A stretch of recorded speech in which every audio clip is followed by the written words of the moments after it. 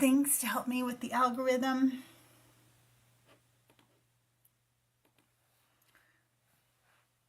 Okay, I should be going live now over on the tubes. And I'm going to share this out.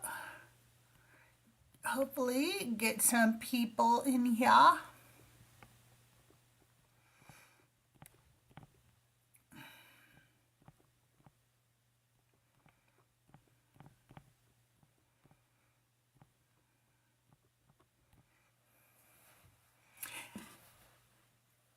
Good morning. I don't have an Auntie sermon ready for you guys this morning. I am working on one. It is about Zilpah. But I think I had an idea of where I wanted to go with this. And now I don't know if I like where I was going with this one. I don't know if I like the lesson. I need to let the Holy Spirit speak to me and tell me what he wants to say. And so anyway, I'll probably finish it when we get done here. I'm also working on a new song thanks to Mama Bash. It's going to be, go ahead and block me. Yeah, that's just my 2026 feeling. If you don't like me, go ahead and block me. It's okay. Yes, the Spirit has spoken, open book. Good to see you. If you want to come up, come on up. I want to talk today a little bit about, we hear so much that free will is in the Bible, but you know, I really hear this from men. Where is free will for women in the Bible? If we can be sold by our fathers when we are children, if we are told that we cannot speak in church, just where is free will for women? And so I kind of wanted to talk about that today. I know a lot of people are not a big fan of the Christian who goes by the name Russell on the app, but he and I are cordial to each other for the most part. And I've invited him to come by this week because I really do want to have some conversations with Christians that, and I want us to talk and not yell at each other and cuss each other out if at all possible, because I do have these questions. I also want to know this week, I want to talk about why there's not more one-eyed Christian men. Because Jesus said if something causes you to lust, you're supposed to, gouge out your eye. And I hear Christian men tell me all the time that their biggest problem is lust. And then I hear those same Christian men tell women they need to cover up more. But that's not what the Bible says. It said gouge your damn eye out. And so I think there should be a bunch of pirate-looking Christian men walking around. There should be more eye patches. That's what I want to know. Why am I not seeing those eye patches? When will we start to see eye patches and allow women to dress any way they want, like men do, I just want to know these things. These questions leave me awake up at night. Good morning, YouTube. If you're over on the tubes, welcome in, welcome in. I think while we're waiting for people, I might play one of my songs. You guys, I am going to be on Mama Bash's show pretty soon. If you don't know about it, she has what's called a station head. Now, station head is an app you can download, and they have they're like stations, like radio stations, but they have interviews with, how can I get my, am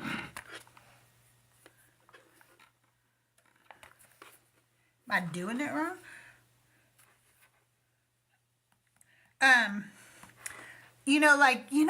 The old VH1 where they would talk to an artist while you listen to their music. She does a show like that for people in the deconstruction community, and so she's had Thinker on. She's going to have me on. My album came out recently. It's still being released at a lot of places because I'm getting updates telling me like, oh, it just got released here, it just got released there, or whatever. So we're gonna do a station head interview on Mama Bash's channel, and I'm really excited about that. So I think I'll play you a song from my album while we wait for people to join us. Let me see. You know, let's listen to A Seat at the Table, Act 1. And then we'll try some other ones. We don't have to do the whole seat at the table, but I think Act 1's a good one for right now, what's going on. And if you don't know me, fuck ICE, okay?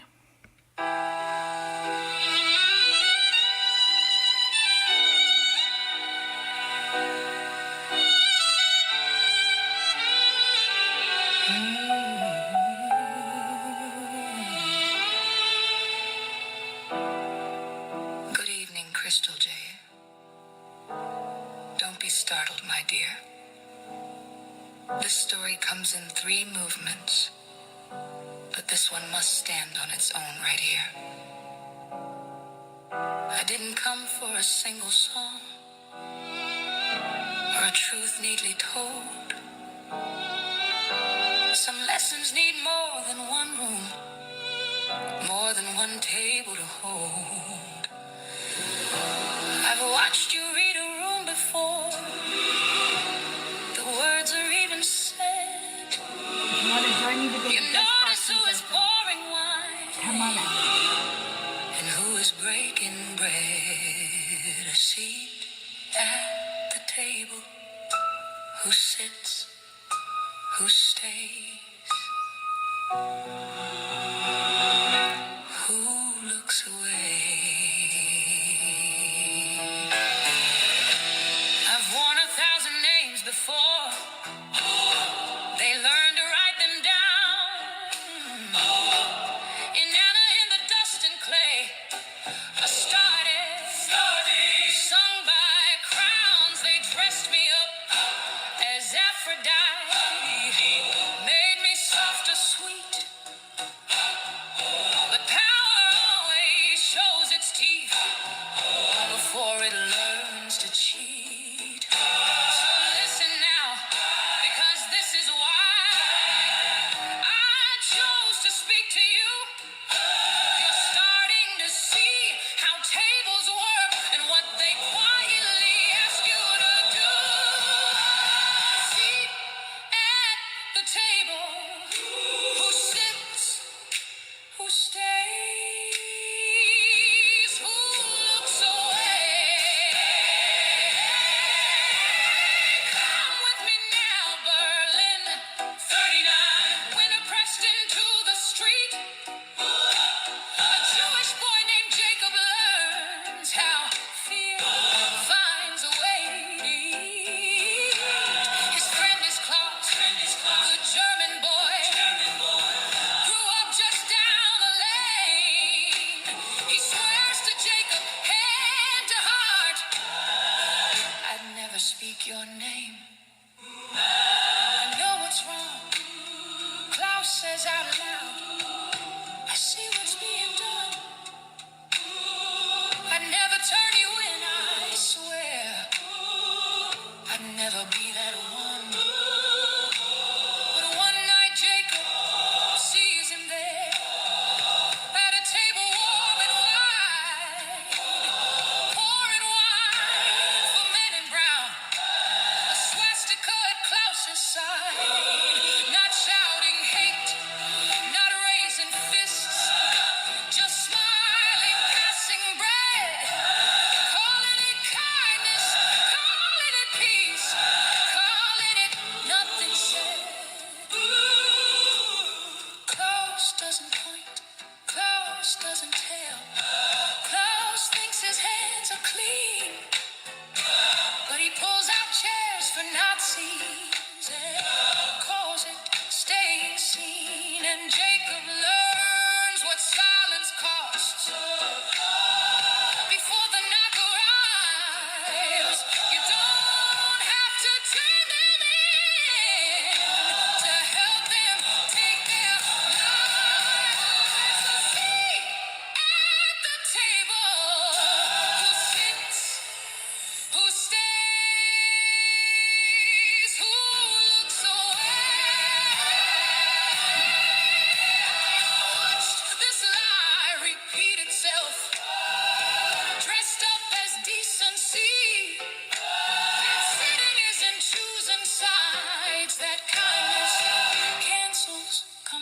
city. So, if this sounds like history, keep listening anyway,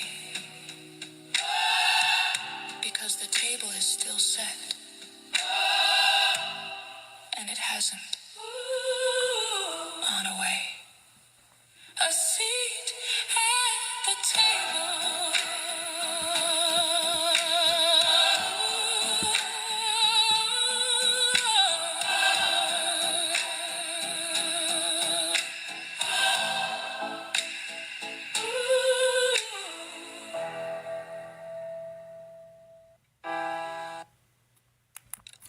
That is a seat at the table, Act One. Hey, welcome in Ken, welcome in Evil, welcome in KJ. Yep. Hi, how do I say your name? Zanes. Zanes? Okay, welcome to the show, Zanes. Can I get your age for TikTok purposes? I'm 22. Okay, and are you a Christian or a believer of the God of the Bible? Mm-hmm. Okay, so where is free will for women in the Bible? Genesis 1:27.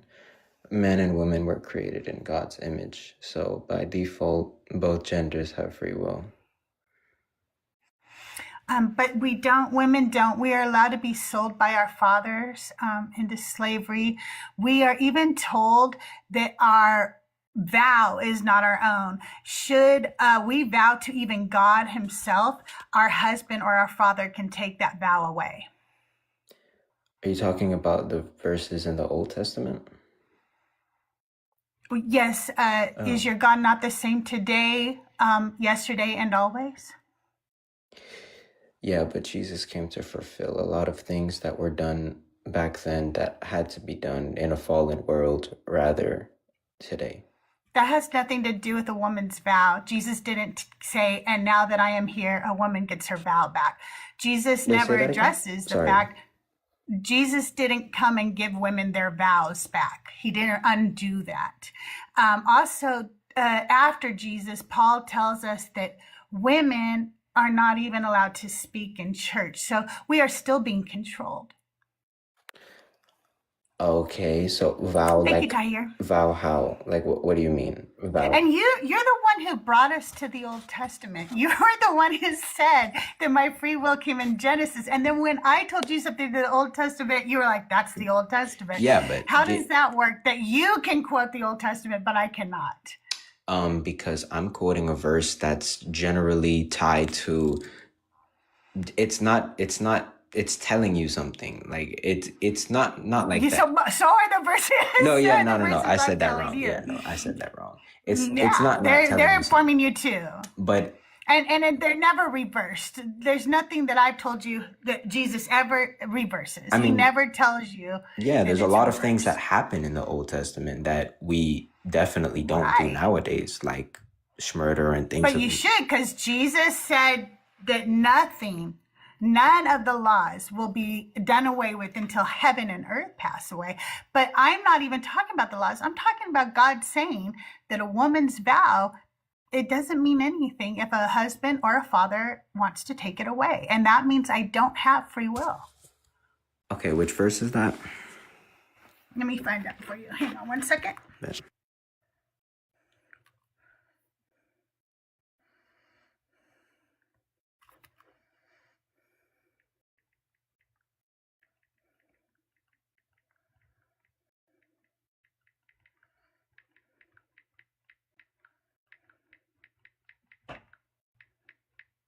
I might be able to find it on my tabs, but it'll be faster this way.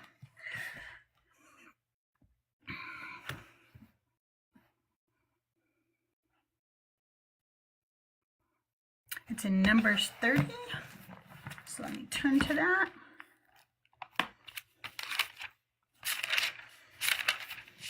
You guys, thank you for joining us this morning. If you would please keep tapping your screen and sharing out the live. And don't forget to send your heart me and collect your points. We're looking at Numbers 30, verses 10 through 12. And if she made a vow in her husband's house, or bound herself by a pledge with an oath, and her husband heard it and said nothing to her, and did not express disapproval to her, then all her vows shall stand, and any pledge by which she bound herself shall stand. But if her husband nullifies them at the time that he hears them, then whatever proceeds out of her lips concerning her vows, or concerning her pledge of herself shall not stand. Her husband has nullified them, and the Lord will forgive her. Any vow or any binding oath to deny herself, her husband may allow to stand, or her husband may nullify. But if her husband says nothing to her from day to day, then he validates all her vows or all her pledges by which she is obligated. He has validated them, because he said nothing to her at the time that he heard of them. But if he nullifies them sometime after he has heard of them, then he shall bear her guilt. And what does it start with? Like, what's the first what's the first sentence it starts with? Did you want to read it? Yeah, I read it already. If you weren't listening, it's I'm one not chat. here to It's do that. one Google search away. I mean, it's not even saying that women don't have free will. Yes, it does. It literally says I that just Google if she searched makes it, the a vow context. and If her you'd like me to read husband the doesn't context like of it it, and prove the entire thing wrong, I can. do not talk over me. We're not going to talk over each other because people have closed captioning for the hearing impaired on, and they can't hear either of us when we do that. Okay. Okay, go ahead. So, when a woman makes a vow, if somebody else can take it away from her, anybody else, she does not have free will.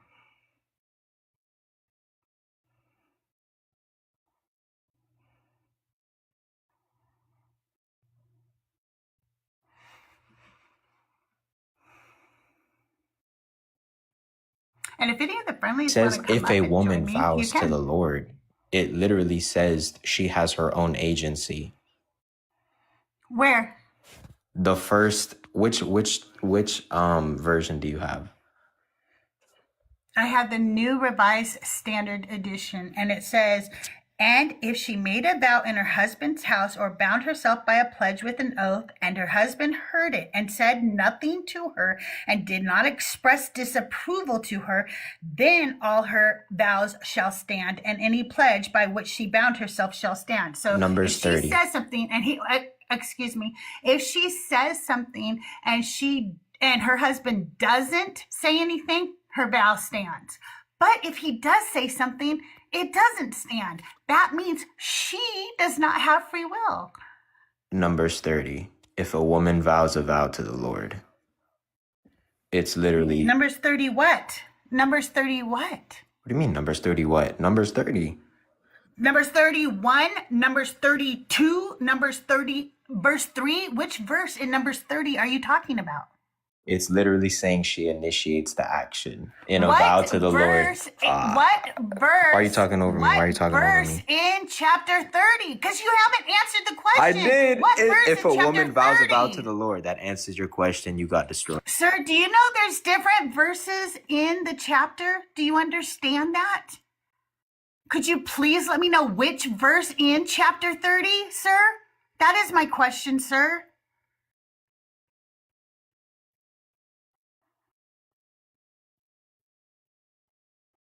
I can't hear you when you're out of the app. So that's when you told me. I can't hear that, sir. You are on teacup. Nobody can hear you right now. And if you're using AI to get your answers, sir, then I don't know if we can have this conversation. Aw. Where did you run to? I think I have that song on here somewhere. But you guys, you ran over that? Really? Wow. Wow. Wow. Yeah, I'm sorry, but if you can take away the very vow I make, I don't have free will. That was really hot. That was a little embarrassing there, Tiger. What do you mean? I said Numbers 30. Yes, sir. In Numbers 30, there happened to be 16 verses. I just want to know which one. Thank you. I needed a W first thing in the morning. I did need that W. And I wasn't like even, I just wanted to know what freaking verse it was. I know. I know. He was like, I just cooked you. I don't know what he was saying. He was saying something, thinking he won something there. Sir, you didn't do anything. And you still haven't even told me what verse you're in. Numbers 30. But yeah, a woman does not even own her own vows in the Bible. You know? I know, what's a verse? A man went and I went by. I don't know, you guys. Like, I don't know. That was wild. A very quick crash out first thing in the morning. Well, I guess we're almost in the afternoon. I did sleep in today. Okay, I have a dramatic little doggy. He's older, okay? And he does things to make me think like that he's dying or something when he's mad at me. I really think he does it on purpose because it's a dramatic old man dog, okay? Since he's gotten older, it's, he doesn't always make it outside to go to the restroom. And so after he made like 2 accidents on my bed, I put up like a little baby gate so he can't just jump on my bed because his bed is at the end of my bed. Like I have a trunk there and I have a little doggy bed there and he lays down at the end of my bed. And I used to let him up on my bed all the time until that started happening. And then I was like, okay, I think that you're going to have to stay on your bed now. And the first day that I did that, I swear I thought he was dying. Like he was just like so lethargic and it was so dramatic. And then I let him up on the bed a few times and he was fine. Like tail wagging, back to running around. Like I was like, what are you doing? I was gone for 2 weeks and all night last night, he kept doing this thing like sounding like he was choking and dying. Like it was like all night. And so I couldn't sleep very well. And then first thing this morning, I got up, I got him some breakfast, took him outside, and now he's fine. He's fine. I think he was just mad. I was gone 2 weeks and didn't really tell him where I was going. I didn't email him while I was gone. Yeah, he does. He plays wolf with me. He knows that it drives me crazy and he's so dramatic. And I always am worried, like, because he is older. Oh no, is it now? Is it now? Maybe I'm dramatic. Maybe it's me. Am I the problem? You guys, if you're friendly, you want to come up, say hi. I hate talking to myself, so feel free to come be my co-host today. I have a few of these topics today, but yes, I really want to know. Thank you. I really want to know, where is free will for women in the Bible? As a matter of fact, the more I read the Bible, to realize that none of it is really written to women. He's actually talking to men the whole time. We are talked about as an object or something, right? Like he's not addressing us. He's talking to Ezekiel, or he's talking to, David, or he literally, very specifically, the Bible is talking to men.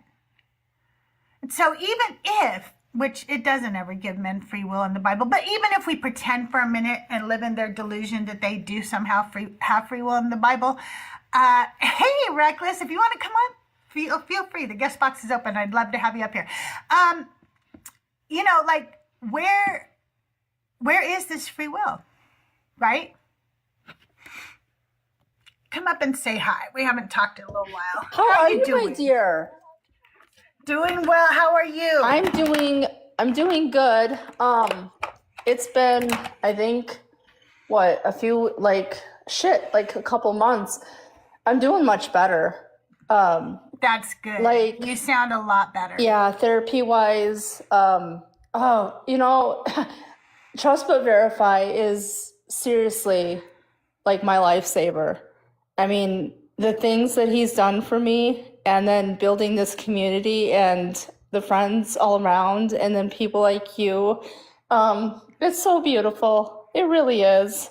Well, you sound a lot better. I'm glad to hear that. And I saw that you've got a new little fur baby and stuff. So that's Yes, good. Miss Jezebel. Yeah. So Yeah. somebody said, well, if you're not a believer, why would you name her somebody from the Bible? Because she's sassy and sweet at the same time. So, Yeah. and she's the fucking because queen around here. So why not? you don't have. By the way, why would you have to be just a Christian and name somebody something from the Bible? First of all, what about Jewish people? They also have that portion of the Bible. What about Muslims? They also have that portion of the Bible. Mormons, oh yep, they do too. Oh, Jehovah's Witness, yes, they do too. So I don't know like what that comment is. That's wild. But also, what did they think Jezebel if Jezebel wasn't a Hebrew, which according to the story she's not, that name doesn't derive from that area, does it? So Right. they're stupid. Their comments always stupid. Yeah. It's such a stupid thing to say. Good morning, Christina. If you want to come up, feel free to come up. Oh you my guys. gosh. I cannot wait for Girls Gone Godless to bring out the David's crispy bits. I never knew about that. The foreskin in the Bible thing. Like the first time I heard that, I'm like, oh my God, I'm deceased. Seriously. Like it's so funny. I never knew that, a collection of foreskins was, a thing. And so I was like, Yeah. damn. Yeah, bring that shit out. Like Girls Gone Godless is my favorite people on the planet. They're amazing. They have a great podcast. Everybody should be listening to it. Yeah, they're amazing. Good morning, Mama Bash. How are you? Good morning, Crystal. I'm doing well. I just got back from my physical therapy and I'm making good How's it progress. going? I'm making good Oh, I'm progress. really They say I glad. should come out of the sling by the 23rd. I had rotator cuff surgery in March. And so, just do your physical therapy and you'll do great. I sleep so much better now. I don't know about you, but for me, it was like trying to it just would sometimes really hurt at night when I was trying to sleep or I couldn't lay right, without Yeah, that's the bothering worst it. part, I think. Yeah, Oh, Crystal, I was gonna. because I didn't notice it much time. Oh, that's all. Sorry. I was gonna ask you. That's okay.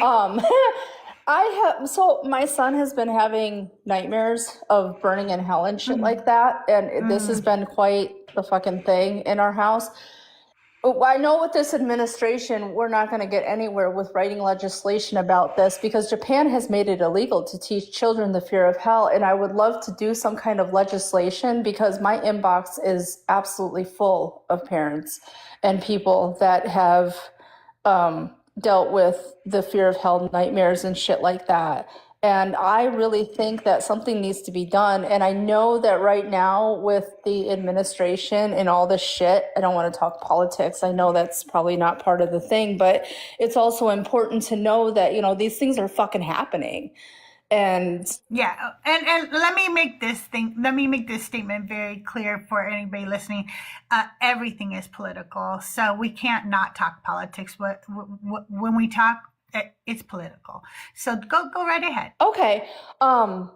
And so I wanted to start writing some kind of legislation to start doing something. I don't know how to go about it. I was going to message you, but I knew you were with your little grandbaby. I'm so excited for you. And I wanted you to spend time with your family. And now that you're back, I was going to message you to find out if you knew how to kind of start that process. I think the best way to start that process is to reach out to one of your representatives in your area and talk to them about how important it is. Send them, forward them some of the letters and things that you've received showing that parents, that their constituents, that their people are worried about this and that we don't find it to be healthy for children. But I think that for your son, though, it's more important to worry like about in your house too first. And so when you tell me that your son is having these nightmares, I think it's really important that you talk to your son about where the idea of hell came from. It didn't actually, like, the way we see hell today was not the way they saw hell in the Bible. Jewish Right. people do not believe in that. And when you read about the history, and I'll tell you somebody to reach out to is Nick Graves. Nick Graves can talk to you a lot about the history of hell and why we think of it the way we do today. And once people realize it's not even the way it was originally taught, it wasn't. Earth Sanctuary too. Okay, Earth Sanctuary might have resources of how you reach out to your representatives, I think is what Liz is saying. But Awesome. Nick can talk to you about the origins of hell and the way we teach it now. And what it's important that your son knows that that's all from stories. That's not even what was originally taught. Nobody thought that. And that's not going to happen to anybody. And you need to reassure him that that's not happening to anybody. Nobody is going to go through that. Right. We will probably go back to where we were before we were born and ask him, do you remember before you were born? Do you have painful memories? Of course you don't. You have no memories before you were born, and it was probably very peaceful wherever that was, and that's why you have no memories. If it was horrible, you would probably remember the torment and the pain, but it wasn't. Right. So that's probably where we go back to, someplace, something, nothing. I don't like to say nothing because that's scary to other people, know, but just where we were before we were born. Yep. And it's just, hopefully, because I know I've heard that he'll grow out of it, which I'm glad that, eventually, because he's 9 now.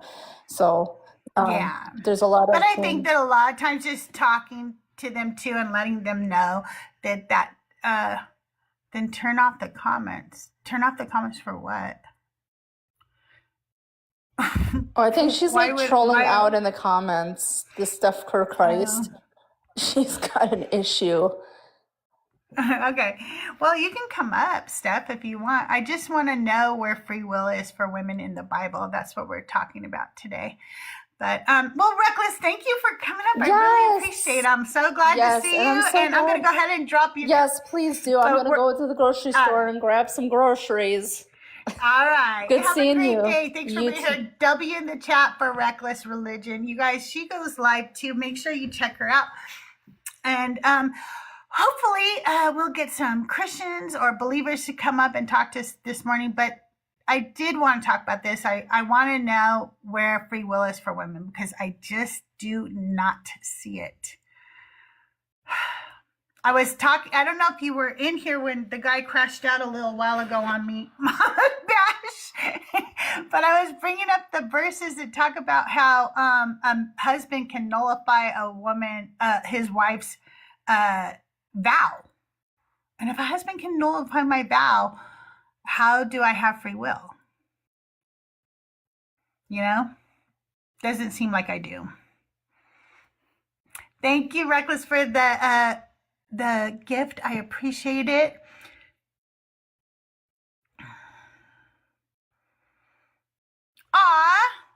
Twitch, that was very sweet. And I'm sorry, I didn't get very good moms when I was, I had 2 moms and neither one of them were very good. So I think that I tried to be much better than what I was given. I don't know. I was like, they weren't very nice. One abandoned me when I was 3, and then the other one abandoned me emotionally my entire life. So, yeah, I wanted to be different than those 2 women. And hopefully I think I succeeded in being a lot more nurturing, loving, and compassionate with my children. I seem to have a very good relationship with them. So I think I did something right.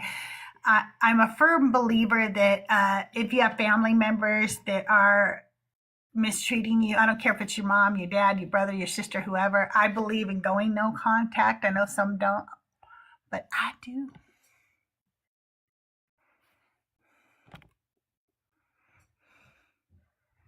We just looks like. Good morning, The Chosen. Can I get your age for TikTok purposes? Yeah, 19. Okay. And are you a Christian or a believer of the God of the Bible? The God of Israel, the one true God. Okay. And so do you believe in Jesus? No. Oh, okay. Are you Jewish? Yeah. Jewish. Oh, okay. So where in the Jewish Bible do women have free will? Well, okay, so again, it's how you define free will. Do you mean by free will that God does not have a hand in anything? Because then I would say no. If you mean by free will the right for a person to make a decision when being tempted, I would say yes. I mean, in biblical stories, we see this immediately with Genesis, with Chava, where she chose to eat from the tree after being tempted by the Nachash, the snake. So the choice is always there. But not for women, because No, for Chava, she's a girl. Not for women. She's a girl. And, excuse me, please stop doing that. I am talking, and I let you speak, so please let me speak, okay? Not for women. We do not have it. According to Numbers 30, we're going to go to Numbers 30, 10, and we'll read on to the end of that paragraph, 10 through 15, I believe it is, that women can have their own vows, even to the Lord, nullified by their husbands. And if my vow, even to God, can be nullified by my husband, then I don't have free will. My husband has control over me. So let me read that to you. Excuse me. I'm going to read it still. This isn't your show, okay? I know the passage, so that the audience... I'm not doing this today with you misogynists, okay? Not That is doing it. crazy.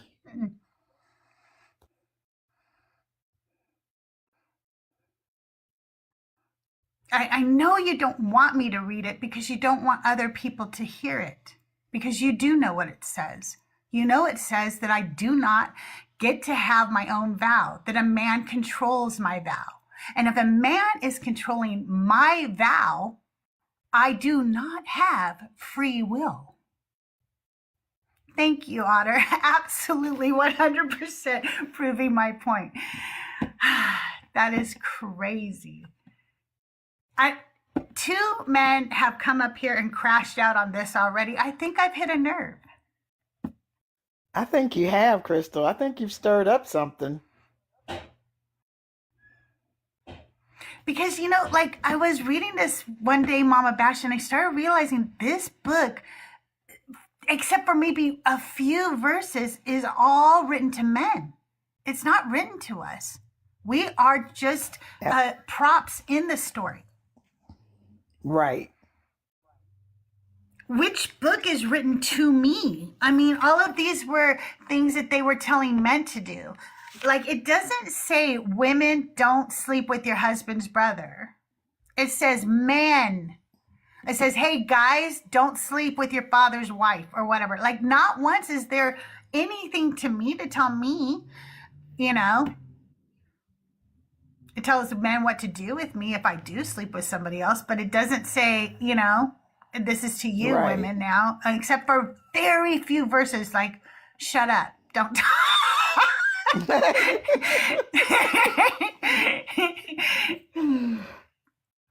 Absolutely.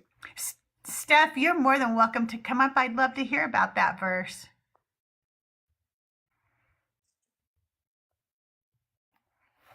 Because the verses that I've read, Jesus says that none of this is going to be done away with until heaven and earth pass away. And even after Jesus came, Paul, who you guys love so much, says, women, shut up. Don't talk in church. I don't let you do that. And if a man is telling me what I can or cannot do, I do not have free will. Hey, the rabbi's here. Maybe he can come up and talk to me about numbers. Hey, Bert, how are you? Hey, Bert. He's probably busy. Here's Liz. Good morning, Liz. Good afternoon, Crystal. Oh, yes, I guess it's almost afternoon. Oh, it is. It's 1:40 for me. It's still 11:40 here, okay? Steph, if Paul is telling me that I can't do something, I don't have free will. Okay, Pumpkin? Anytime you try to control what I do, you're taking away my free will. And if Paul is saying that in the authority of the Lord, your God, that he's taken away my free will.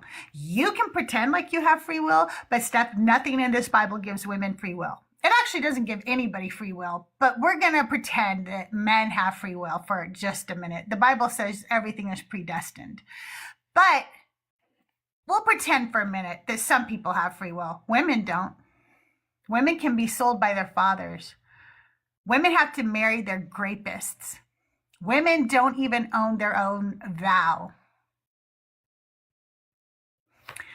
So what's new, Liz? Laundry.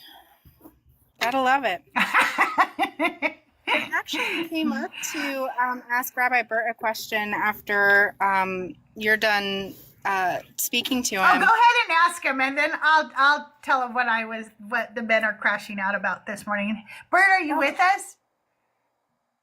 He said in the comments back? a couple of minutes. Okay. So I think he's still listening. I had a question because I have had previous talks with Nick, and he had talks with Rabbi Hannah, and I have questions around the Jewish perspective of free will, because from what Nick and I understood, Rabbi Hannah, and maybe this is a Sephardic belief specifically, does believe that there is free will given in the Bible. And, I know that this is a topic that we discuss all the time, and most atheists don't see that in the Bible. So I'm just curious from that perspective where that is, or how is that interpreted? Yeah, I think it's interesting. I would guess I would wonder what was meant by free will, because I feel like most people treat free will and free choice as interchangeable, even though I think that there are important distinctions. I think that certainly, you can look to evidence of God hardening Pharaoh's heart, right? That restricts Pharaoh's free will. I think that, or even free choice for that matter. And I think that you can see elements of free choice. I think of the Cain and Abel story, God is laying out saying, look, you have a choice here. You can do what's right, or you can become the teacher of sin crouches at your door, so you can become its master. That to me that reads as you have the choice of whether how you're going to respond in any given situation. So I also the question is univocality, and clearly those are different authors and different priorities. So does Judaism have a stance on free will? My guess is probably something closer to free choice. Certainly not determinism. There's I would say that Judaism is pretty anti-determinism. Yeah, that's I don't know if that's helpful. That makes sense. It's been quite a while since that conversation, and so I haven't had the opportunity to ask Rabbi Hannah about it to see was it free choice, and because I got the information secondhand from Nick, listening to a live, so I'm not sure what exactly was discussed, and I just never got the opportunity. So I saw one today and just. Yeah, I'd be curious. I don't know. Yeah. Thank you. My pleasure. Well, Bert, today my topic is where's free will for women in the Bible? Because as I was writing these Auntie Sermons, first of all, I'm only at Zilpah. Okay, that's where I'm at with the women in the Bible. And their stories become so repetitive, it's really hard to write a whole new sermon, because it's this was another woman who was given away or had to screw a guy to further the lineage, whatever. It's just one story after another about, oh, she was barren. Oh, yeah, she had a baby. But in reading it, I realized that these stories were to men and that women were the props in the stories and that the stories are really to men. And then the more I looked at it, the women have no free will. They don't. They can be sold by their fathers. And then when I look at things like in Numbers 30, where it says that the very vow I give can be taken away by my husband, it tells me very clearly I don't have free will. So what do you think of in Numbers 30 where it says, and if she made a vow in her husband's house or bound herself by a pledge with an oath, and her husband heard it and said nothing to her and did not express disapproval to her, then all her vows shall stand, and any pledge by which she bound herself shall stand. But if her husband nullifies them at the time that he hears them, then whatever proceeds out of her lips concerning her vows or concerning her pledge of herself shall not stand. Her husband has nullified them, and the Lord will forgive her. Any vow or any binding oath to deny herself or her husband may allow to stand, or her husband may nullify. But if her husband says nothing to her from day to day, then he validates all her vows or all her pledges by which she is obligated. He has validated them because he said nothing to her at the time that he heard of them. But if he nullifies them sometime after he has heard of them, then he shall bear her guilt. He gave her the ba. But I have had 2 Christian men come up and crash out because I brought that up this morning already. Yeah, I think that, well, first of all, it's not their fault. It's not their book. We can't really hold them accountable for. Oh, one of them was Jewish. One was Jewish. Unfortunate. So what's his book? Yeah. I think that men are just inherently soft and defensive. And, we've been told our whole lives that we're special, Yeah. So, hearing anything to the contrary is an affront to our worldview, And I say that tongue in cheek, but I also mean it really seriously. That men are emotionally unstable and weak. Yeah. And not as a hateful thing, just as a self-reflective. Yeah. Yeah. I don't like confrontation of myself. It makes me uncomfortable, Yeah, it was funny because with the first Christian, I said, hey, where is free will for women in the Bible? And then he tried to say that it's in Genesis where God created man and woman in his image. And that right there gave us free will. And I said, okay, but let's go to Numbers 30:10. And I read that to him. He goes, oh, that's in the Old Testament. So it's Genesis. Yeah. Just in case you didn't know where they were located. What? I think there are certainly moments of agency for women, but often in relationship to their relation to men, if not always. Like the Bible does not pass the Bechdel test. No, definitely not. Yeah, like I'm thinking like the Daughters of Zelophehad. A pretty progressive text for its time, but still only in response to the fact that they didn't have any older brothers. Sarah asking Hagar to take on the responsibility of having a baby, well, only in this context of like needing to make babies in the first place, or like that being the value that needing to be made.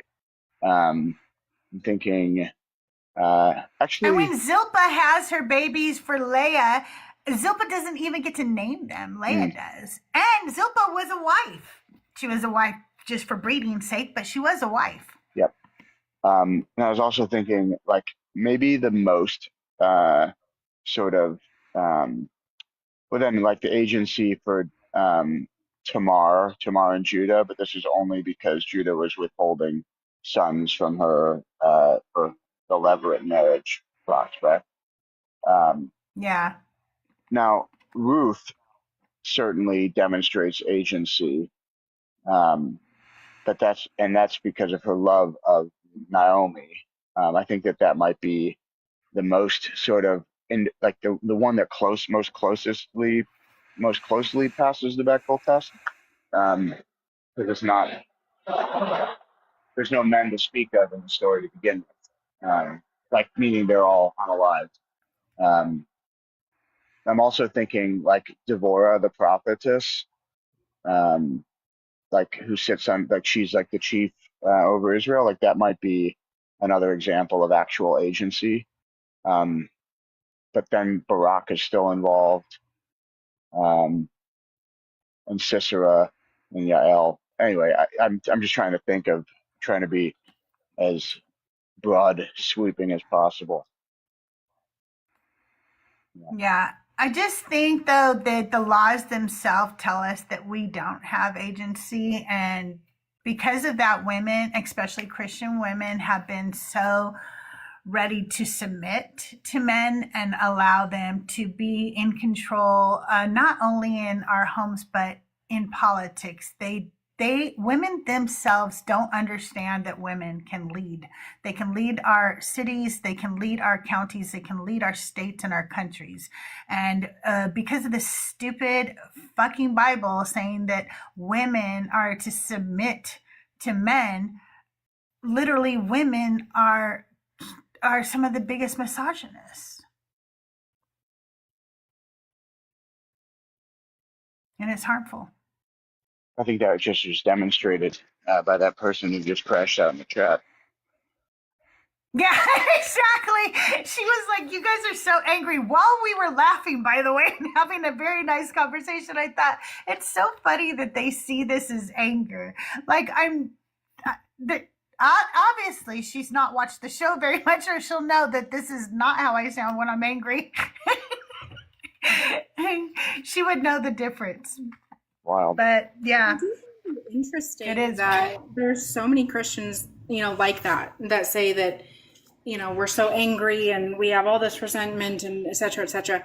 But we can have a damn Jewish rabbi up here and right. have a conversation, and somehow they don't say that to us. It's almost like there's this other thing that might actually be affecting it.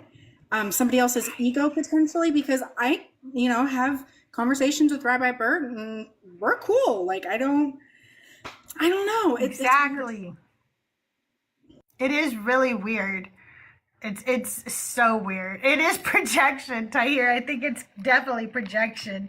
I do have some other backgrounds, but if you are a believer, if you're not a believer, go find a believer. Go drag one in here. I'm curious what the conversation with the Jewish person was like. Okay, here's how that one went. He said, first of all, you know how sometimes when we're talking, like you will just use words for Genesis and God that everybody can understand. But other times when you're talking to another Jewish person, you will say like Hashem or something like that. Mm-hmm. So he was using all the Jewish lingo to make it so like that he would think that I didn't really know what he was saying. But actually, I've been around you and Rabbi enough that I was like, I know what he's saying. Like, so he started with like, in Genesis, God says blah, blah, blah, blah, blah, whatever. And I said, he again started in Genesis, basically saying that is where we have free will. And so I went to Numbers and I said, well, I want to talk about this first here in Numbers. And he kept talking over me. And I said, just a minute, I want to go to Numbers 30:10. And he goes, I know what it says. And I said, okay, but you're not the host. Could you just stop, And he was like, yeah, but I already know what it says. And I said, I want to read this for everybody else. And finally I said, okay, well, I'm done. I'm not going to have you keep talking over me. And I dropped him. I'm not, and I told him, I'm not doing that with you misogynists this morning. It's absolutely so rude. Ah, man, it's frustrating. Sorry to hear that.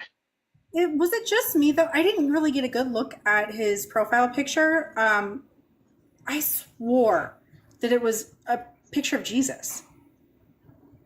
Yeah, see, it said something. I do not really know if he was Jewish or a Yeah, Messianic Jew because yes, his that's name what I'm was saying. something weird. You also asked him though if he believed that Jesus. What did you ask him if Oh, Jesus yeah, I was the did. I Messiah? said, is Jesus your Lord or your Messiah or something? And he said no, then that he was Jewish. But his name was called the Jewish something. I don't remember what his name was. Yeah, I didn't get a good one. I'll have to look at it later. Yeah, I'll have send it. to I'd look be at the I'm so replay later. curious. Yeah. Yeah, I don't know. His attitude was very Christian-like. Just like every Christian that crashes out on me. Very Philbro Christian like specifically. What was it? Philbros Christian specific. You know the way they talk over you and Yeah, yeah like like steamrolling. You're saying that that's what he was doing? yeah, yeah. yeah. Heard. And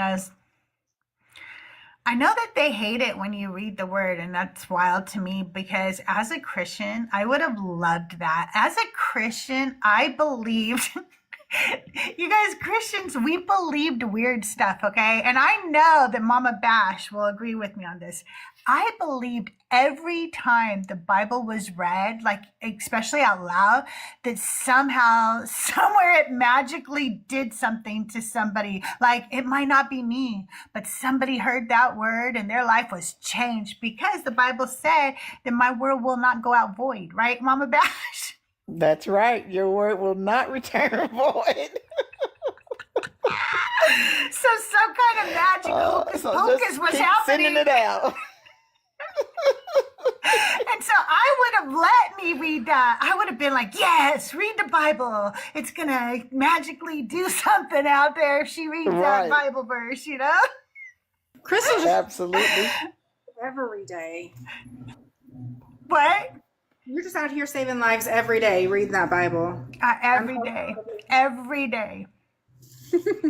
Me and Joel reads Bible. I love it when they go, say to Joel, like, well, obviously you haven't read the Bible. Dude, that's my name. I read Bible.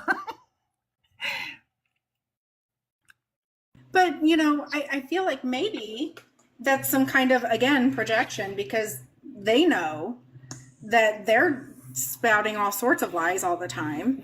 So clearly, Joel is doing the same. He doesn't read that damn Bible. Oh, that's probably it, right? I love commenting on Joel's Bible posts.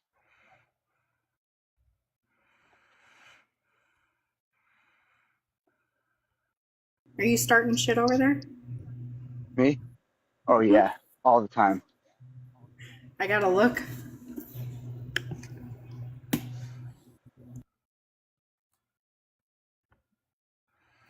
Okay, we'll try this one. I kind of want to know about this too. What does that mean? One eyes Christian man? Because Jesus said, if something causes you to lust, you should gouge out your eye. And every time I That's talk great. to a Christian man, he tells me that his biggest issue with sin is lust. Well, if it is, how come you haven't gouged out your eye yet, friend? Jesus told It's a you to. And spiritual instead, gouging. you go around and tell women to cover up. Jesus never told you to do that. Jesus did not tell you to go tell a woman to cover up because it's causing you to lust, sir. He said you should look like a pirate. Now go get yourself an eye patch and gouge that eye out, sir. Go get a parrot. It's a spiritual gouging. Go get a parrot. That's what they're going Well, to say, you better Rabbi. spiritually. Okay, and the woman should just start spiritually covering up. All right.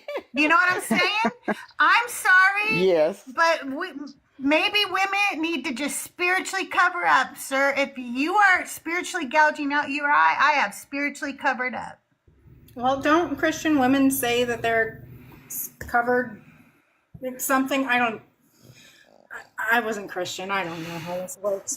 But You're covered in the blood of the lamb, I guess. there you go. See, isn't that the same thing? So really, yeah, they're covered. They're good.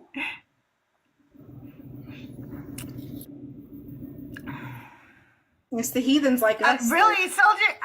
I know Christians are always quoting the Bible without reading it, Soldier. I know, it's weird. They should read it more. Weird. I know, because I do. You know, I read it, and I'm not even a believer, Soldier. So Unless it's you're funny talking how about- Christians will say stuff like that in the chat, then they'll come up here and they won't even have a Bible. It cracks me up. Right. It's like you just sat there and said that we don't read our Bible and you don't even have one. I mean, if you Soldier has Soldier read the Bible? oh, there's no I way. don't think so. Soldier, do you want to have a conversation with people who have read the Bible?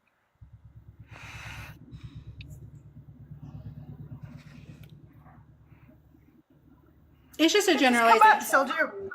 Most Christians don't read the Bible.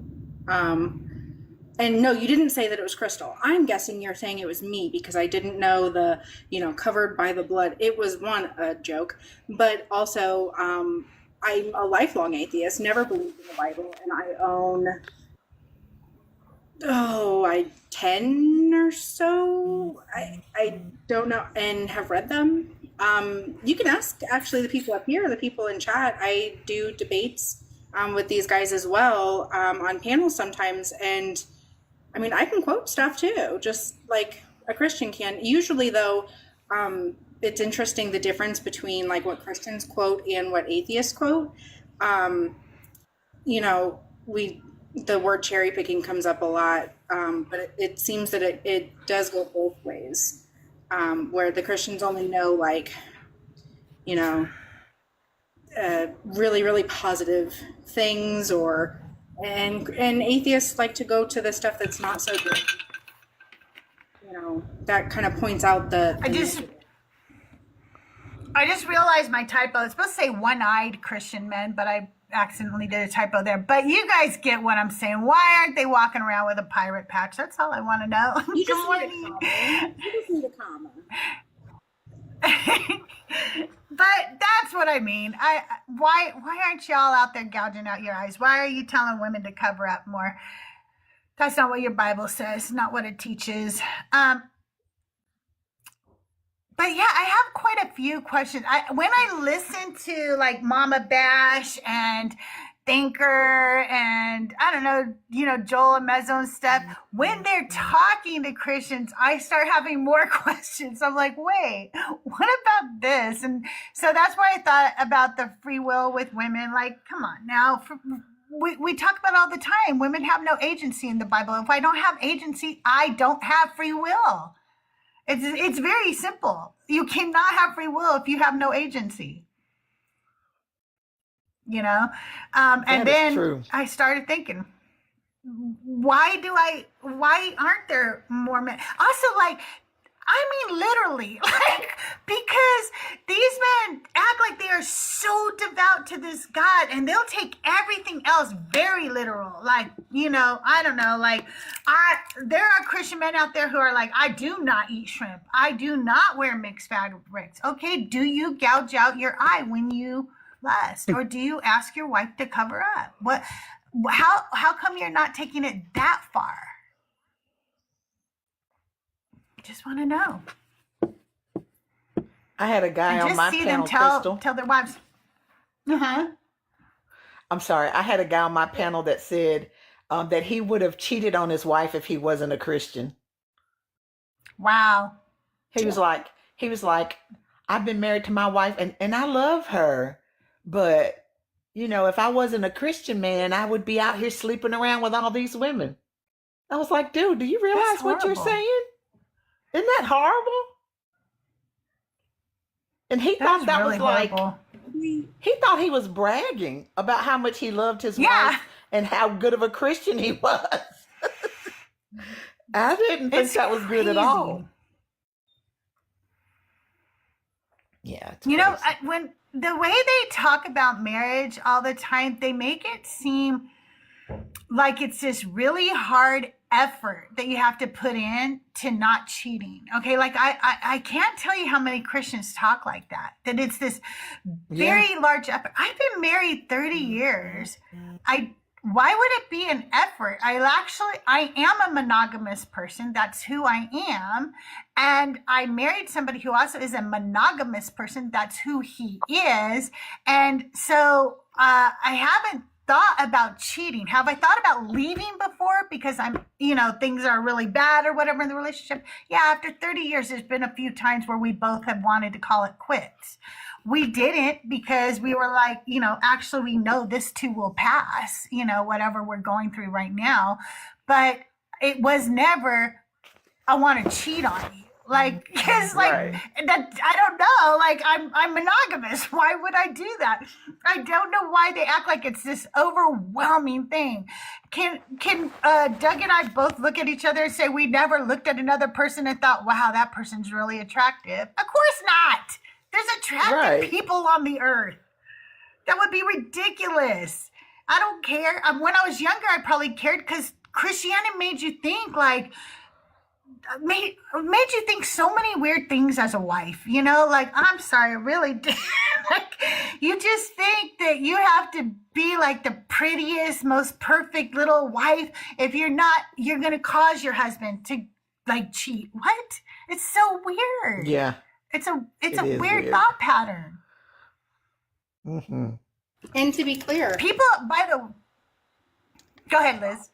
I was just going to say, from somebody who is not monogamous, I'm a polyamorous person, but I'm with somebody who is monogamous, and I'm marrying that person, and I'm fine with that, and I will be monogamous. Like, I have that self-control. Because Right. it has nothing to do with, like, you just want to sleep around. It's a mindset of, like, I don't see that, it's necessarily fair to that person to take on all the responsibilities 100% of the time for, a relationship. But if that is what they want to do, that's fine. And I'm fine with doing it either way. But it has nothing to do with Exactly. And there are so many other boundaries that are in your marriage that have nothing to do with the sexual aspect of it. And if you love somebody, you just respect each other's boundaries in general. And I feel that these people don't understand boundaries at all. And that's why they're like, oh, I would totally cheat. Hey, Orion, I would totally do that. Or you probably totally push everybody's boundaries. You probably do not give a shit about any boundaries in general. And that's really the issue, I mean, because it's- God didn't. about this all the time. They tell on themselves, right? If you are somebody who needs a book to tell you that unaliving somebody is not a good thing, and if you didn't have that, you would be out here doing it, then you're just a shitty person. Like, that's all it is. Right? Just say what you want to say. Exactly.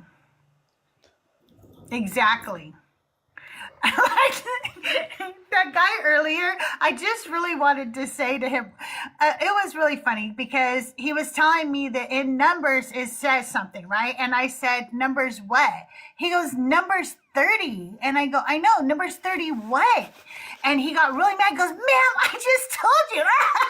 And I go, no, sir, like, there's verses in there, right? Like, can you tell me Numbers 30 what? And finally I just felt like saying, just say you don't know how to read the Bible. Just say that, okay? Because like you haven't told me. I've asked you for like 15 times to tell me what verse now, and you don't even know what I mean by that. Just say you haven't read the Bible. You don't know how.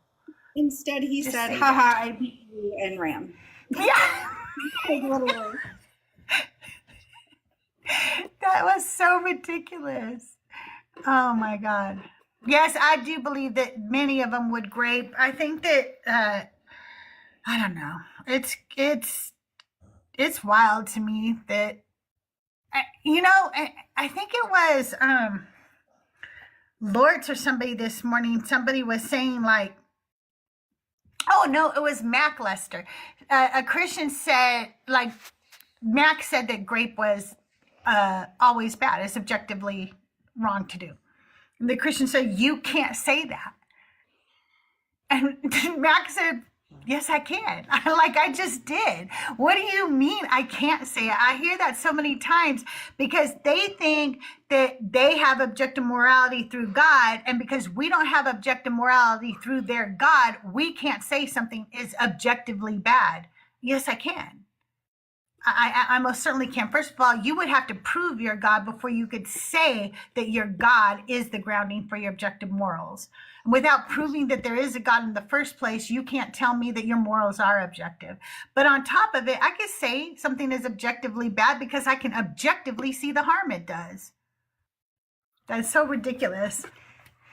Also, as soon as they introduce a stance, which would be God's stance, then it is subjective. Exactly. No, Exactly. know the meaning of subjective. It's those definitions that they always come up with new definitions for words. I also didn't realize how much we did that. I've always asked, and I've never gotten the answer as to where the definitions of these words are in the Bible. Like, is there a version, like, where in the back it's like, hey, just so you know, this is what these words mean? Like, how do we come up with different definitions out of nowhere? Because when I look it up, that's not what it is. They're written on your heart. That's the problem, is I don't have one. Fuck. Oh, that would be a problem.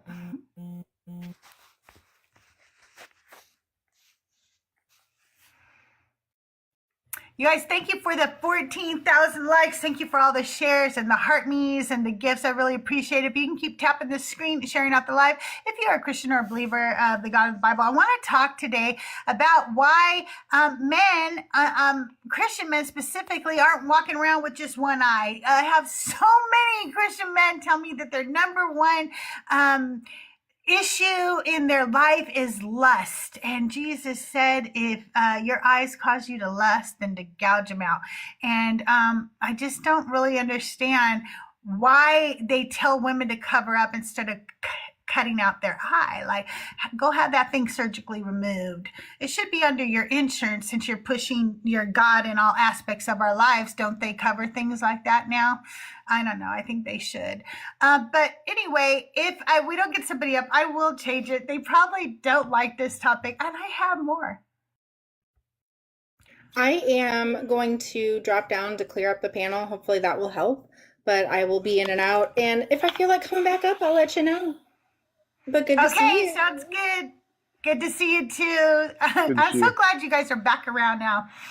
I've missed you. I missed you too. And I'm so sorry. Like, Rabbi Bert, I love you so much. And I missed you too. And Great to see you. That is just, you are the most calming, like, voice in this community. I swear. Like, I could listen to you all day. He is, huh? Anyway, y'all. By the way, bye, Liz. Thank you so much for being here. You guys, Liz is one of the admin over on the Deconstruction Junction Discord server. And if you haven't joined this server, the link is in my bio. We also have a channel in there now for recovering from religion. So if you are deconstructing, you're having a little bit of a hard time, we know it can be difficult. Make sure you check out that channel. There's volunteers available pretty much 24/7 in that channel. So it's a really great place to access. They have support groups for the different various communities that are recovering from religion. And so it's a really great resource, if you will.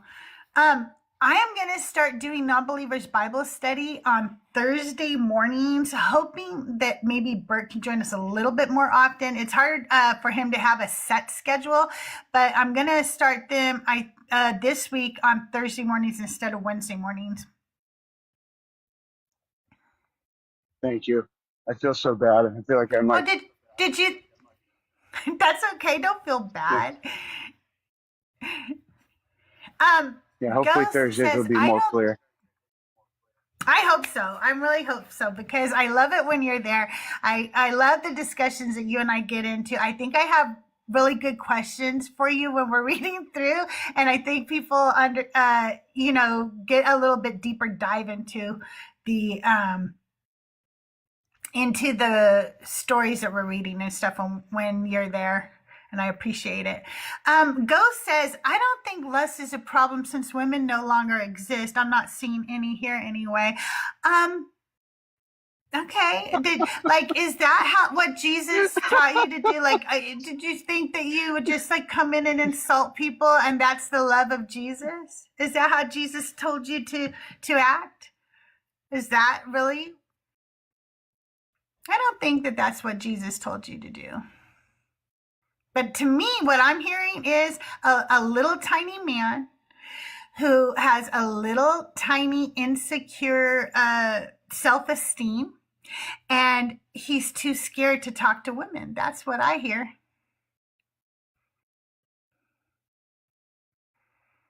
I know, Randy. They always show their true colors. Hey, Devil's Public Defender, how are you?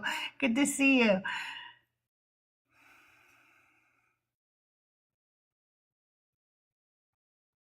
Hey, Ken, good to see you. Welcome in. I will be live here for about another hour, 45 minutes. If you are a believer of the God of the Bible, come on up. The guest box is open. I want to talk today about where is free will for women in the Bible. I personally don't believe that free will exists in the Bible for anybody, but I'm going to give it to you today that men have it. I don't see that women have it. I don't believe that if you have no agency, I don't think you have free will either. And women do not appear to have any agency in the Bible. So that's what I'm talking about today. Hey, Everlasting, how are you today? You're not Jesus Christ. Everyone deserves a second chance. I'm not sure what that has to do with the topic, but cool. Very cool. I'm glad you think people deserve second chances.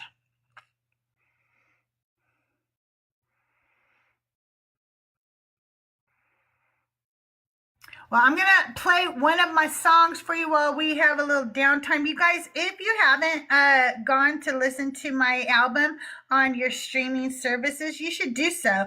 It is called Ex Parte. And it is my Deconstruction album, and many of you know some of my songs, so if you have a song of mine that you like, I can guarantee it's probably on that album, unless it's the Seat at the Table, because the Seat at the Table is a separate album. But we're going to listen to You Saw It. This is a song I wrote about Hagar. Hagar is the only person in the Bible who names God.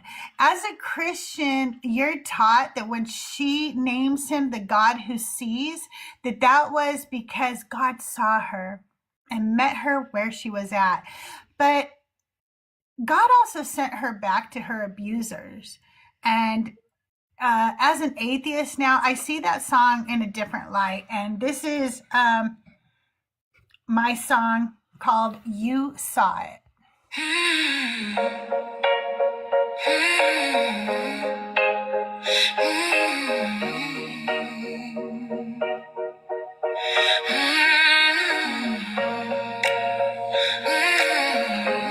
One of my favorite songs now.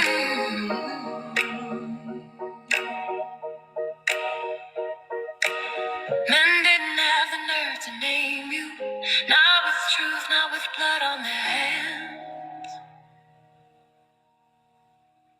They spoke around you, over you, safe behind their power and plans. They praised what you did for them. They trembled as you gave your name. They wouldn't dare think to name you. No, that would be my claim to fame. I didn't bow when you found me alone. No one else to hear what I'd say. You didn't offer a name for me to whisper, so I named you from my view of you that day. You didn't offer me a covenant, no altar, no future, no claim. What I had was a body for trading, and the courage to give you a name. The God who sees, nothing can hide from you. The God who sees,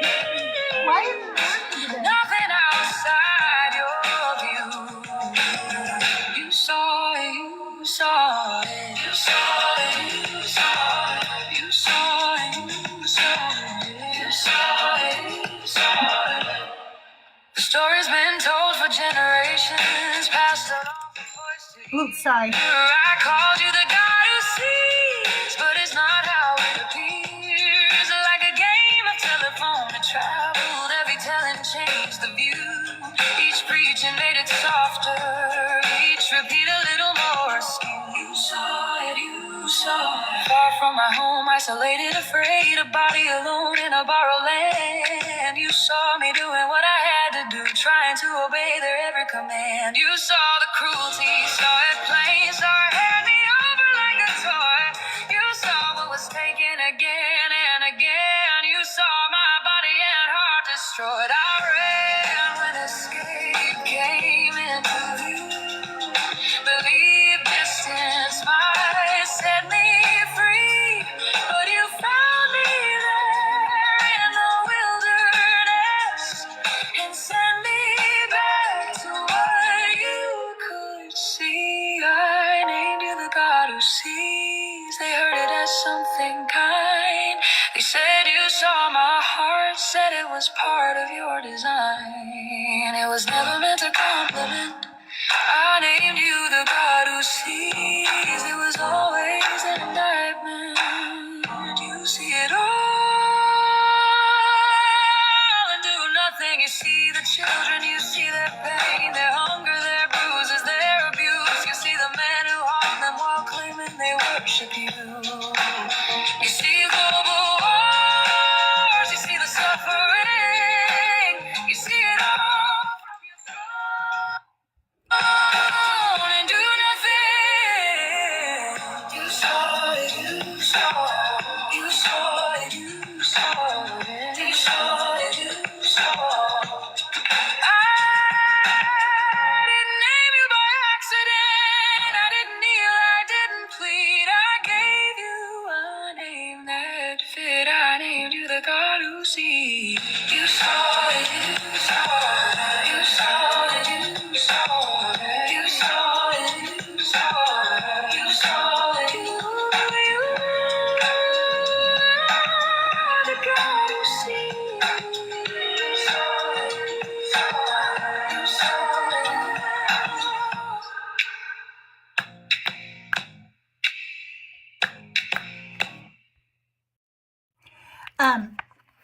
After I wrote that song, I wanted to know, like, am I the only person who ever really, like, thought that this is what she meant by when she said, the God who sees?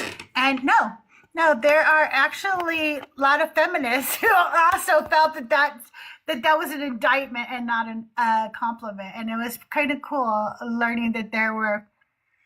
I wrote the lyrics, Lauren. I used Suno to write the music and do the vocals. But yeah, I wrote the lyrics to that song. We got to get you that Torah woman's commentary. I feel like it'd be great to have you in conversation with that too. Oh, I would love to. That would be really cool. Only God's I was will going to for say, women to be protected. Go ahead. I was reading that comment. There's nowhere there's free will for women in the Bible. Only God's will for women to be protected and respected. Okay, whatever. All right, go ahead.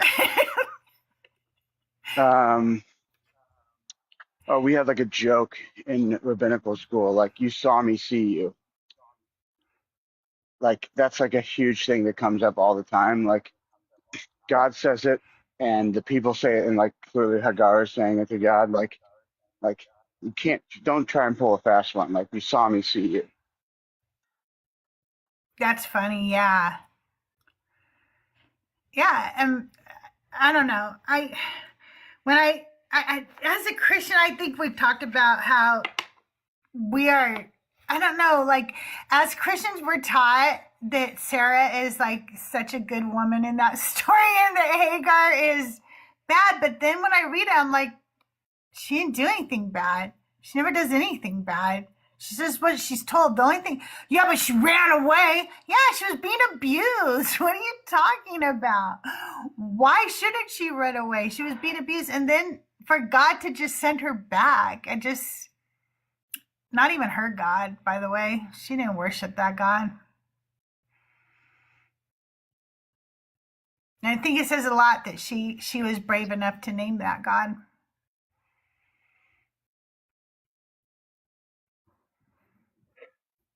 If you would like to have a conversation, then the guest box is open. Come on up and I'd love to talk to you. I don't care if you're a believer or non-believer. Guest box is open. Come on up, talk to us. What's on your mind this morning? I'm talking today about free will for women in the Bible. It's just non-existent. A woman does not have agency. And so I'm kind of tired of hearing from Christian men mostly coming up here and saying we all have free will. We all have the right to choose, because we don't. Clearly, we don't. Good morning, Randy. How Hi, are Crystal. you? Good.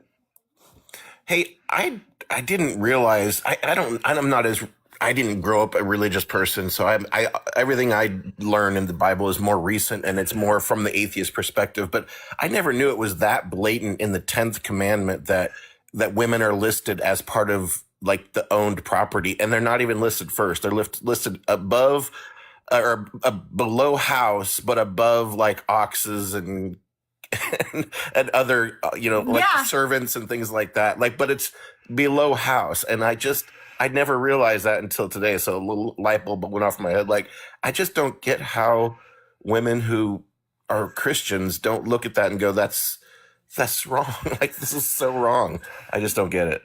You know, the whole time, well, first of all, they do not point that out to us, okay? So we don't even really think that, okay? We gloss over that. Yeah. Like, everything is just, there's a hand wave over it. Like, ooh, pay no attention to the man behind the curtain, okay? So in reading the 10 Commandments, a lot of times they're paraphrased and put up on a wall in the church. So it'll sound more like don't steal, don't lie, and that's not what those words actually say. Like, it doesn't say don't lie. That Bible does not say do not lie. The God is a God of deception, for goodness sakes. Yeah. He doesn't, he rewards people who have lied in the Bible. Hey, Schley.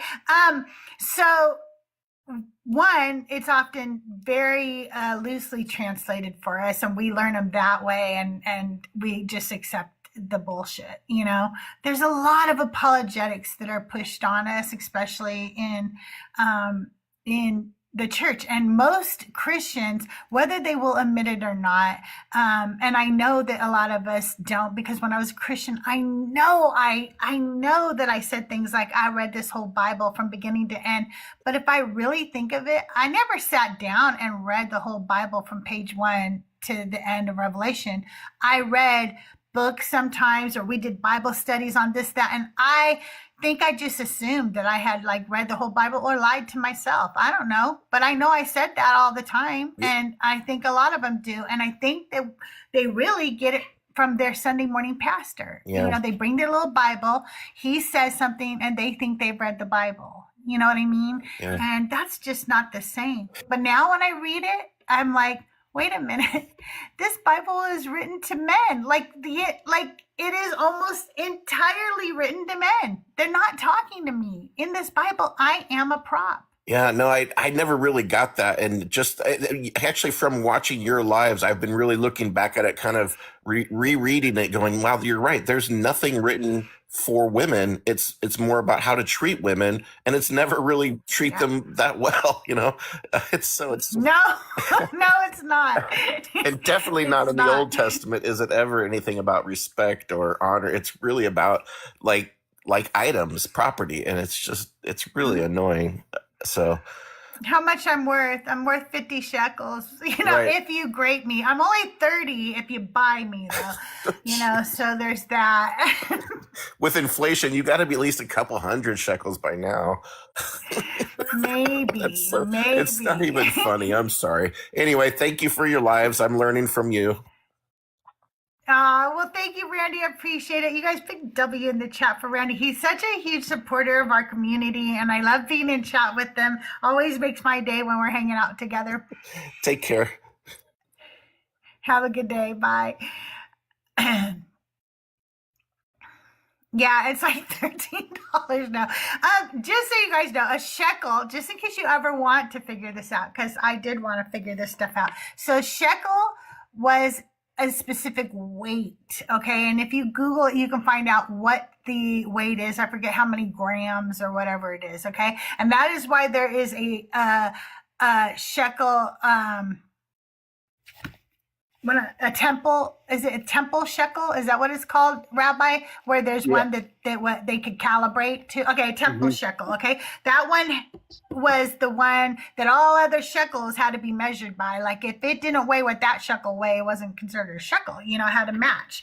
So it's an exact weight amount. It is not like a coin value, like a quarter is 25 cents. That's not what a shekel is. Okay, so if you look up how much a shekel weighs, and then you go and figure out what the price for silver is per ounce or whatever, like you can figure out what the value of a woman is like today, and it's like a few $100. It's not much. I promise you.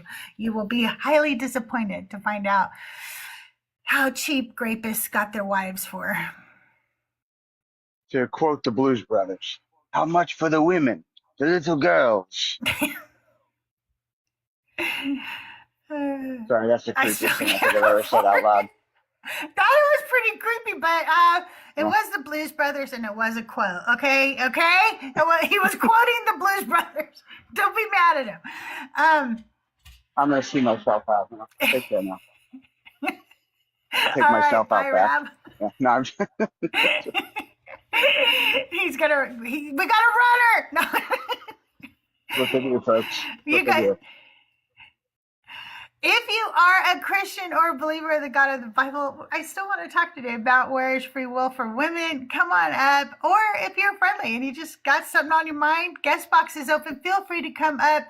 I will be live here for another hour and a half. So yeah, come on up and let's talk. I see a lot of friendly. I saw Lopes pop in. Lopes, if you want to come up, come on up. But I do want to talk about where is free will for women in the Bible. I am not seeing it, and now I realize I just never want to hear that argument again from a Christian that, well, we all have free will, because I don't. As a woman, according to the Bible, I don't. That doesn't exist for me. I understand why, silly goose. I really do. Hey, Smarty Pants, how are you today? Good to see you guys. Thank you so much for tapping the screen. My goal is always 100,000. So if we can tap a little more, maybe we'll get there by the end of the show. You call it self-will because nothing is free.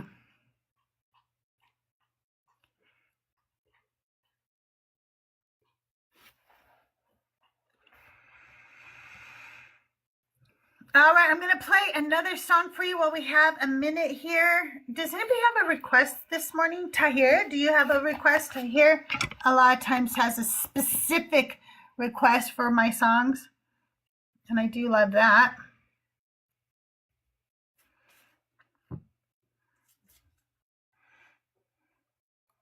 I know, I'm not getting no free will. Do you consent? Okay, you got it. Let me find consent. Oh, here we go. All right. I am going to do some videos with this because there's been some really good ones that I could, maybe stitch and put this song in lately, because there's a lot of people who don't know what consent is. Am I right?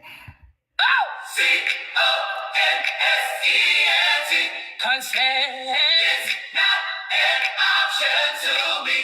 Consent. Respect the boundaries. C-O-N-S-E-N-T. No praying. No praying. No touch, don't speak to me without my fucking C-O-N-S-E-N-T. Consent. You love your neighbor, but you better ask first. You prey on trauma up with that holy thirst. You'll catch these hands if you lay hands on me without my fucking C-O-N-S-E-N-T. Hey, if you don't get a yes, you'll never have consent. I submit, bitch, don't get it. My body ain't a toy, dude, don't even play without consent. Keep your filthy hands away. C-O-N-S-E-N-T. No praying, no praying, don't touch, don't speak to me without my fucking C-O-N-S-E-N-T. My yes is my yes, my no is a no. Bitch, learn your scriptures. If you know, you know. You quote the Bible when it benefits you. But fuck your book and fuck you too. You don't ask for consent 'cause your God never does. He just takes what he wants and calls it love. Chosen without asking, punished for doubt. This is what they preach that love is about. Your Jesus doesn't knock, he demands you comply. Deny yourself, follow me, and don't ask why. Heaven's full of godly men, do tell them, send me first class straight to heaven. Yes, my yes, my no is a no. Bitch, learn your scriptures. Learn your scriptures. If you know, you know. You quote the Bible when it benefits you. But my consent ain't subject to you. C-O-N-S-E-N-T. C-O-N-S-E-N-T. C-O-N-S-E-N-T. No praying. No praying. No touch, don't speak to me without my fucking C-O-N-S-E-N-T. C-O-N-S-E-N-T.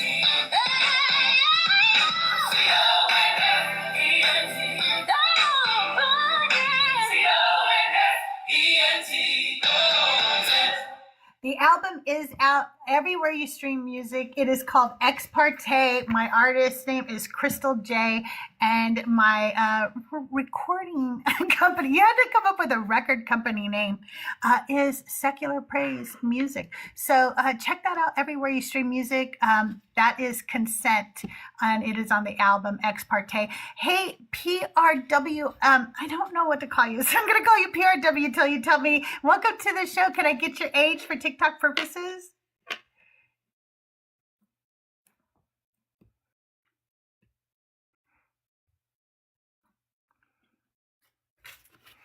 I'm going to try to say your name. I don't know how to say your name. Pruz Jani? Can I get your age for TikTok purposes?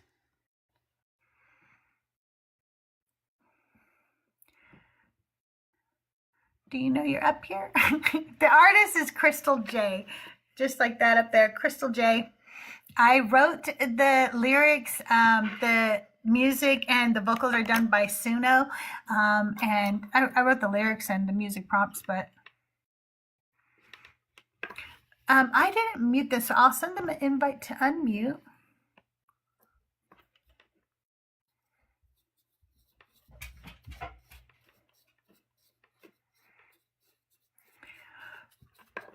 You guys, thank you so much for being here. Thank you for tapping that screen, sharing out the live. I don't know how to say your name. PRWEZ. Jani, you're up on the live. I've sent you an invite to unmute. Welcome to the show. I just need your age for TikTok purposes. Maybe Parvez. Parvez? Do you know how to unmute? I'll send you the invite again. Oh, I have to wait 16 seconds. Parvez Jani. Oh, hi. Nice to meet you, Parvez. Can I get your age for TikTok purposes? Urdu की मुझे समझ आती है. English what English? I'm sorry? English, no English. समझ नहीं English. Oh, you don't speak English? Oh, okay. What language do you speak? Language Urdu. Oh, okay. Kurdish. I'm sorry. He's, Well, he's okay. Kurdish. I would. I don't know if we could have the conversation if we don't speak the same language, but I want to thank you for being here. I really appreciate it. If you are a believer of the God of the Bible and you're over 18 and you want to come up today and talk to me, or if you're friendly and you want to come up and talk about something, I'm open to that. The guest box is open. I want to talk today about where free will is for women in the Bible. I just do not see it. I'm so glad you found the album. It is I think it's a very good album. Okay, like I really am proud of this little album that I wrote. My favorite song changes from time to time, but we'll play in a little bit. Abelina Ballerina. It has become one of the most popular songs I've written, which was really surprising to me because most of the songs are more R&B and other genres, and this one is bluegrass. So I didn't think that it was going to do as well because I thought, oh, people probably don't like bluegrass or something. I don't know, but it became very popular. So a lot of people like that one, and it really resonates with them. Free will in the bubble. What does that mean? Oh, free will in the Bible. Okay. Yeah, if you want to come up and talk, you want to say hi, you have a question maybe for the rabbi or for Mama Bash or myself, please feel free to request up. The guest box is open. I'm going to be live for about another hour, 20 minutes. I can play another song for you guys if you'd like. I'm just trying to not have dead air is really, really what I'm trying to not do. I don't like dead air. It makes me uncomfortable. I never even was in the radio industry or anything like that, but dead air is uncomfortable for me for some reason. Mary consents to bearing Jesus. The angel announces what God intends, but Mary responds with acceptance. But I'm saying free will for women. You're telling me about one woman. I'd like to know about women in general. Where is our free will in the Bible? We are told to submit to our fathers and then to our husbands. We are told that our vows don't even matter. If you give me 1 second, I gotta let my kitty cat out. All right, go on, Quincy.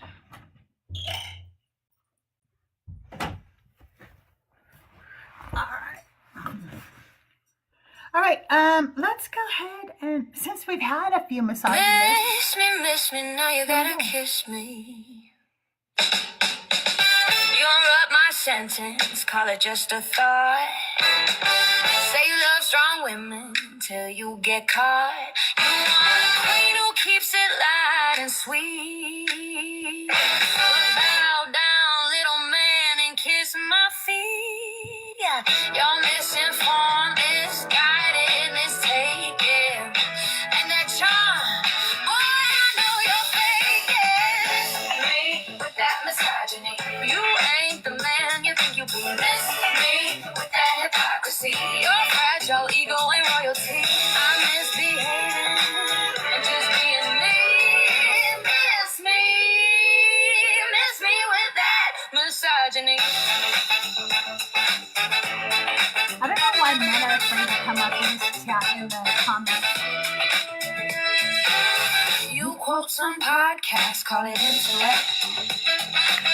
But all I see is you begging for respect. You raid our bodies, dismiss our brains, then cry not all men again. Miss me with your tone, miss me with your sigh, miss me with your sweetheart. Boy, bye, bye, bye. Miss me with that misogyny. Don't need your fake apology. Miss me, can't you see? I'm a star. You're just an extra, baby. Miss me with that misogyny. Misogyny.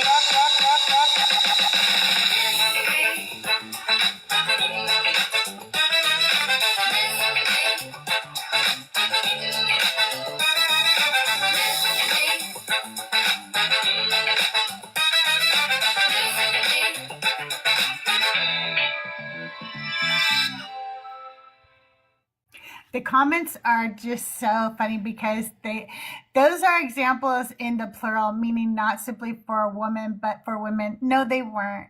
Okay. And you haven't proven free will at all. Bye, Rabbi. Thanks for coming up. I appreciate you. Hopefully I'll see you Thursday for a non-believers Bible study. I'll start at 10 a.m. Pacific time. I'll try to starting earlier if I can. But giving examples of women making choices is not free will. Women didn't have agency in the Old Testament. We first belonged to our fathers and then to our husbands. We actually are told that our vows can be taken away from our husbands. That means we didn't have free will. You're giving examples where women made choices, not their overall stance in society at the time. They do not have free will. So if you're too chicken to come up and talk, maybe you need to be muted in chat, because I think that it's really, really weak that you sit down there and argue in chat but won't come up and have a conversation. So now you've been muted. The Bible says that you are to be ready to come up and defend your faith for anybody who requests it of you. I think you're weak. I think you're a lukewarm Christian, and I think you don't have a real argument. That's why you're just spouting off some AI nonsense in my chat. Do you want to have a conversation? Put a request in. Hi, Sunny. How are you this morning? My tolerance level for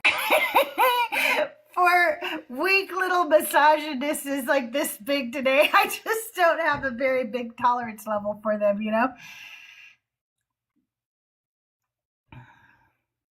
Oh, do you? Okay, I got that. And I have it with Joel's reaction. So let's pay Joel's update dump day. Even though today is not Wednesday, we're still going to play it. You guys, here is Joel reacting live to my version of his hump day dump day song. Crystal. You guys have a wonderful day. Thank you. Bye-bye. Hey, I'm talking to you. Come here, big boy. Me? I've got some news. What is it? It sounds like the season of reason. Day of the week. Sorry? It's for the thirsty, not the me. Okay. Hump day, dump Oh. day, diddly diddly dump. Okay. Hump day. I don't mind if I do. Diddly diddly dump. Who needs the book? I don't. Just toss it out. Okay, fair enough. Joe came to cool, believers best watch out. I mean, I say, you're flattering me. did I stutter? No. Smooth like butter. Yes, you're skimming. I mean, you are, yes. Hump day. Listen up. It's hump day, dump day, Okay. diddly diddly dump. You already said that, but okay. Tossing out the Bible like it's trash It from is, Sunday. well, it is garbage. So. Genesis to Revelation, yeah, I'm done playing dumb. Hey, memorizing verses. What? That's a vapid skill, babe. That's true, why bother? Flipping through Leviticus, it smells Such a like a sunset. Call It smells like a liberation. slum? I'm about to make the jump. Hey. That's great. Because of all the blood. Hump day, dump day, All the diddly animals' diddly blood all over the dump place. day. Hump day, I got the hump. Diddly diddly dump day. Chris. That is my favorite version of that song because I love his reaction so much. All right, you guys. Well, if you want to come up, say hi, ask me a question, want to talk about free will in the Bible and how it's non-existent for women, the guest box is open. Thank you so much for tapping the screen, but please don't stop tapping the screen. Make sure you share out the live. I know, right? That does sound like a little, I wanted it to be like a little, sexy Las Vegas, lounge singer type feel to it. So yeah, Jessica Rabbit would really be perfect for that.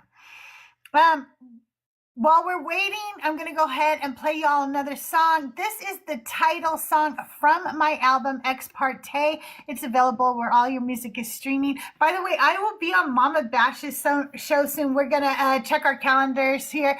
And she has a station head. If you don't know what that is, go download that app right now. If you are anywhere near your mic, Mama Bash, can you remind everybody your name on station head? I know it's a little different. Yes, it's Yaya BB. It's YAYABEE and the letter B. Yaya BB on station head. And you want to make sure. And I'm going to be interviewing you really soon. I'm really excited about that. And you're going to be interviewing Thinker's daughter like this week, right? Thinker's daughter this Wednesday at 12 noon. I don't know. Are Wednesdays good days for you? I'm going to be there. Usually I'm live, but I want to watch this because I missed your last ones. And I'm like, nope, I'm not missing this one. I do they're listen out to there. them back. Listen, Did you know? Yeah. Oh, You I was can going to listen ask to you if them you had a chance to go afterward. listen to them. Yes. Yeah, I've been listening to them on my free time. I'm like, this is so cool. You can play it back later. I didn't know you could do that. That's really cool. Yeah, so I'm going to It's do really her neat. this Wednesday at 12. And so What's what the it best day for is you? Mama Bash. Oh, I'm open any day. Sundays, I do Decon Q&A. So that's about the only day where I have a specific person booked. So my schedule isn't as open on Sundays, but whatever day works best for you. Okay, great. But if you guys, like, remember how like on VH1 and stuff, they used to interview like a musician and then play their music and talk about the songs they wrote? That's the vibe. And you get to listen to people in the deconstruction community and listen to some great artists. Every time like she does these shows, those artists also, they get all the streams for it too. So it really helps the artists out.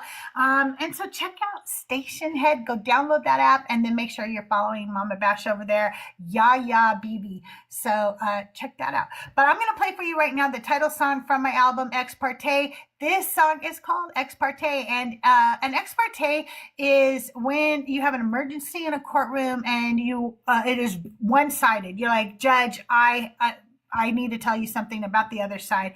And in this, us women are getting a chance to, one, say that we are not responsible for the original sin. That was all a conspiracy by Adam and Yahweh, in my book anyway. And also, since we were never invited to the covenant out Mount Sinai, literally not allowed to be there at all, we're not beholden to that covenant. And so that means we're not beholden to the sin that came afterwards in the law. So here you go. This is Ex Parte. I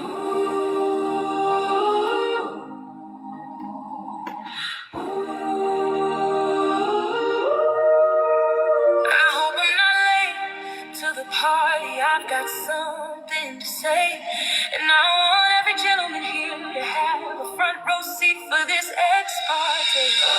Ex parte for the ladies. One side talks, one side stays mute. You carved your covenant in marble, but forgot the feet that swept the pews. We bore the sons that filled these seas, and you signed the pact without the wound I believe. I call this part to order, heaven and earth bear witness today. Let the record show from the garden's first spring, the blame had a woman's name. Two men sat in the shade of a tree, Adam and Yahweh writing history. They needed a scapegoat, they signed the brief. From that moment on, sin's name was Eve. Leave two men alone, it's always the same. If they can't find a woman, they'll make one to blame.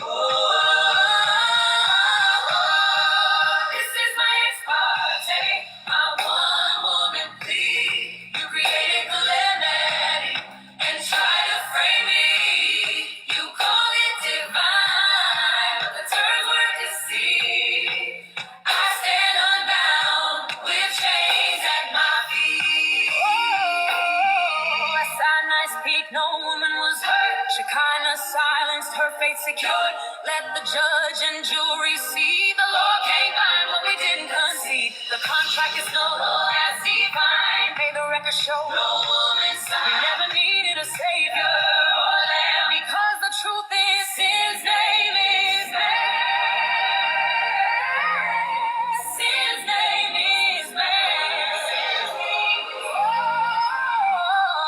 in the land of Egypt, we lit the flame. Our mother's prayers, our songs unashamed. We worship the heavens, the stars, the seas. We knew the truth before their decrees. The sign of the man left us behind, abandoning women, blind leading the blind. We bore the children, we kept the fire. They stood on our backs as they climbed higher. Once our rituals were pure, hands in the earth, spirit sure. With Asherah rays, they gave us no choice. But no God, no man can silence the voice. May please the court to hear my battle cry. We denounce the God, we denounce the lies. The pens were theirs, the scrolls they made. It is man's guilt and man that needs saved.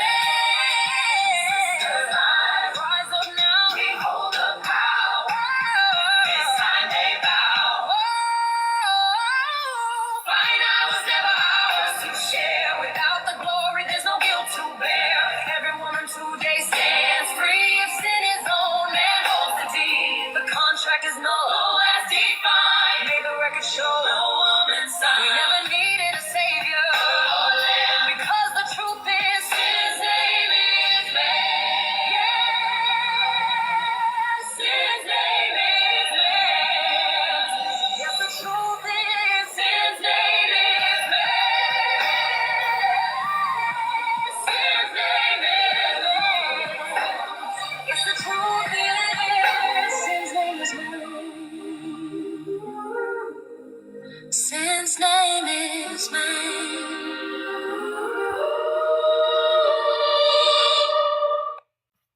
The songs are on my TikTok, Corpseman. No Kings, No Gods is on there. But if you DM me, I'll just send you a link to it so it'll be easier for you to find because it's probably back a little bit. But I did tell you guys that I would play Abelina Ballerina, and I forgot to do that. So let me do that real quick. You know, my songs do make people cry sometimes. I'm sorry. They're emotional because, you know, we were blamed for so much as women. And I don't know. I think that reclaiming things often, you know, it comes with raw emotions. This next song is because of Born Again Atheist. If you don't know who she is, you should go follow her. Born Again Atheist goes live almost every night, and she is out there doing the good thing, fighting Mogs. A Mog is a man of God. You know the kind. And she will often have men who come up to hit on her. And they do this really creepy thing. And they'll go, "What's your name?" And she will say, "Born Again Atheist." And I'll go, "I know, but what's your real name? I don't want to call you that." And I just think, like, who does that? Nobody asks a man on this app what their real name is. It's so creepy. It's so creepy. And so she started telling them, "Abelina." And she says it so funny. Like, I could not do it justice how she does it. She goes, "That's what my father called me. And I'm named after Abel in the Bible." And she does that to be like, as a defense mechanism, and I love it. But it made me think of how women from the time that we're very young are taught, before we even understand what sex is, that we are the problem. Little girls have to make sure to keep their skirt down, don't let it, and make sure it's long enough and cover up before they even know what any of that has to do with anything. They're told that they are the reason that men sin. Little girls are raped in churches every day all over the world. And then they are told that they are shameful and that they should be embarrassed and ashamed of what they did, while those men go on to continue to collect a paycheck, from the church and praise and are, allowed to reap their rewards. And so Abelina, I wanted to take that name and make it represent us women who grew up in these circumstances. But in the end, Abelina becomes like Boma, like Born Again Atheist became. She educates herself, and she, in the end, turns around and uses the Bible to destroy these men of God and their lies. And so that's what this song's about. Abelina Ballerina.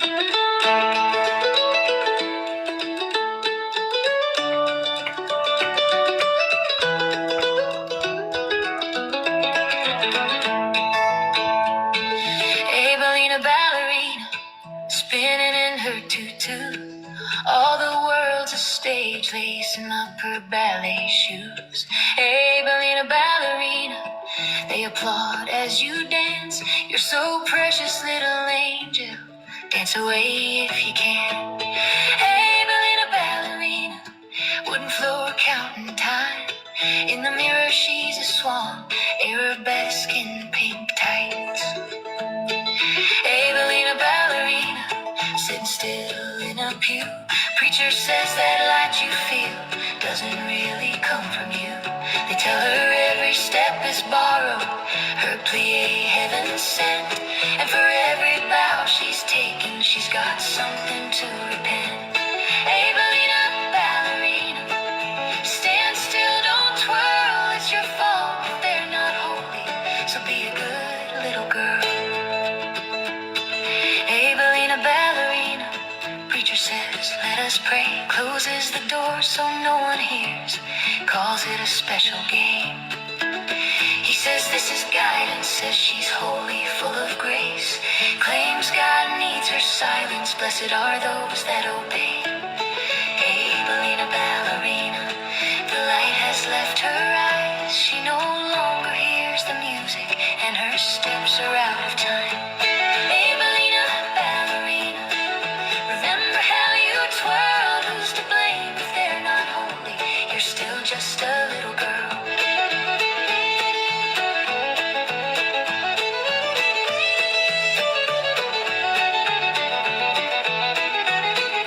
Abelina ballerina, stand still, don't twirl, it's your fault if they're not holy, so be a good little girl. Abelina ballerina, those aren't butterflies you feel, life grows heavy inside you, child, there's no way to conceal. They say her name like a warning, obedience her only crime, while he preaches purity, taking them for every dime. Abelina ballerina learns what judgment costs, learns who gets forgiven and who pays the loss. Abelina ballerina learns to mother through the ache, learns that love can still be sacred even after what they take. She devours her education and her eyes begin to shine, music pours out from within her and her steps fall back in time. She reads the words they cherry picked, preaches truth they try to hide, she interrogates the God, she uncovers every lie, she shows why nothing ever changes, who the system benefits, men of God who feed on power, abuse, shame, and the grift. Abelina ballerina, show me how you twirl, spinning in the sunlight, dancing with your little girl. Abelina ballerina, dancing center stage again.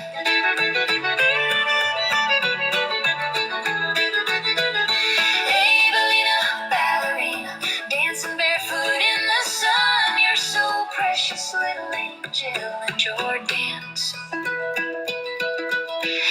has begun.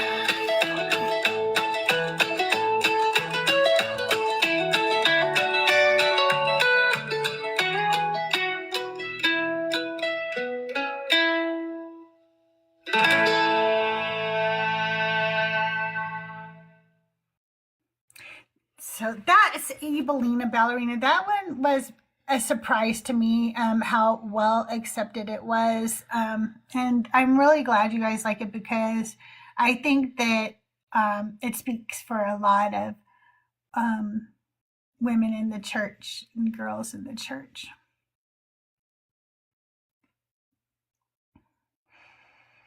If you want to come up, the guest box is open. Good morning, Benny. I think you popped in. I don't know if you're still here or not. If you're friendly, or if you are a believer and you want to come up today, I'm talking about where is free will for women in the Bible. I just don't see it. Again, giving me some random example like that Mary had a choice about something doesn't really speak to the overall fact that women have no agency. And I don't believe people without agency. I don't believe slaves had free will. Like, I don't understand how we can say that everybody has free will and yet there were slaves. Like, that doesn't compute for me. I don't understand that. Good morning, Dugald. Or afternoon, I guess. It is afternoon now. I should stop saying good morning. It is afternoon, even where I live now at this point.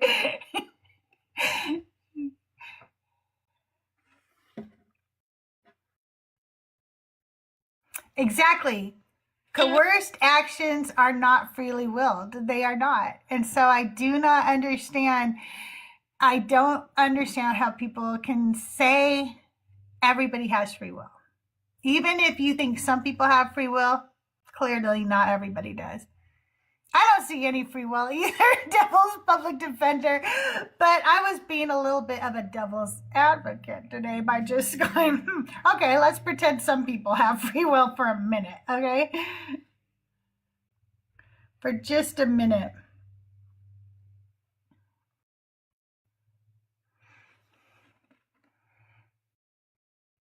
Women sinned first, cause of Eve. I said, but she was tricked by a man. True.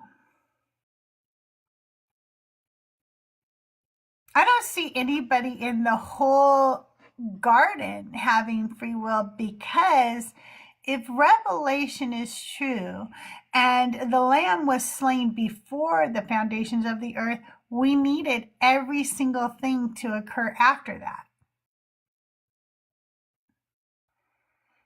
Sin was a requirement for God's ultimate plan.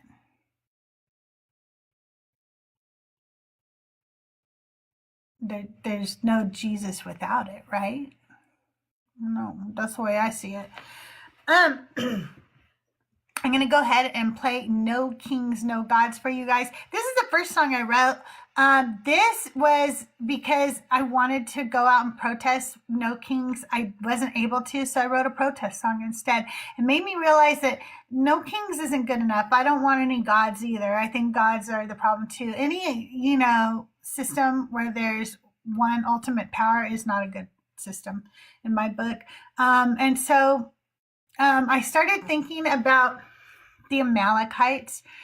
I have some friends named Joel and Mezzo, I think are their names, and they go live and they do this story almost every time they go live about the Amalekites. And as I did a little research, I realized, the Amalekites are descendants of Amalek. Okay, that makes sense. Well, who is Amalek? Well, Amalek would be the descendant of Esau. And as we know, Esau was hated before he was born. And to me, it just seems like God hated Amalek just because he hated Esau, and therefore he hated the Amalekites. And therefore he ordered their destruction. And because of this, there are people to this day who believe that the people in Palestine are modern day Amalekites and that they should not be here anymore. And so that's why I wrote this song. No kings, no gods.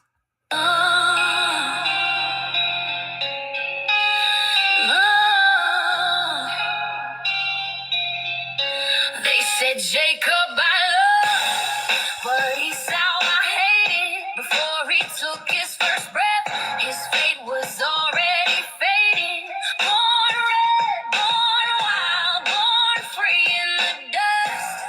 But the prophets wrote him off, told us God couldn't trust. Oh yeah. From Esau came a Malika named they curse. They painted whole people with the blood of the first, generation after generation. That rage rolled on, turned stories into weapons and called the slaughter divine law. But let me tell you something they don't want you to see. That line they drew from me so runs straight to you and me. They use that curse like a brand, like a flag in the sand, to call every rebel, every outcast, every child of the land. I'm elect. No kings, no gods. We won't kneel, we won't nod. No kings, no gods. Every child deserves the dawn. So they say, wipe them out. Remember, I'm Alexian, but they don't see the mirror that they're staring in. They call them cursed Palestinians, despised. But they fighting for breath while the prophets tell lies. These are children never sin being born. The bloodline ain't the crime is the scorn. They were never Amalek, they were human, they were whole. And it's time to break the spell they cast on their souls. Esau was hated for nothing he did. Amalek was punished for something he was. And Palestine bears the same damn cross for the sins of the story, not the truth in love. So say it with me now. No kings, no gods. No kings, no kings, no gods. Palestine is not Amalek. Children are not Amalek. And so in Amalek they never did you wrong. The curse was a lie and we're breaking it in song.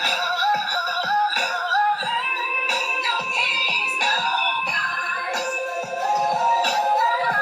Just the people and the dawn.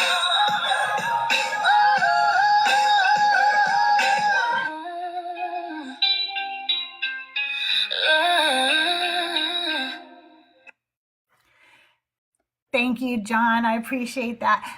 If you are a friendly or a believer, you can come up. I just want to talk today about what you think about free will and women in the Bible. Even if we granted that some people were given free will in the Bible, I just do not see where women are given free will.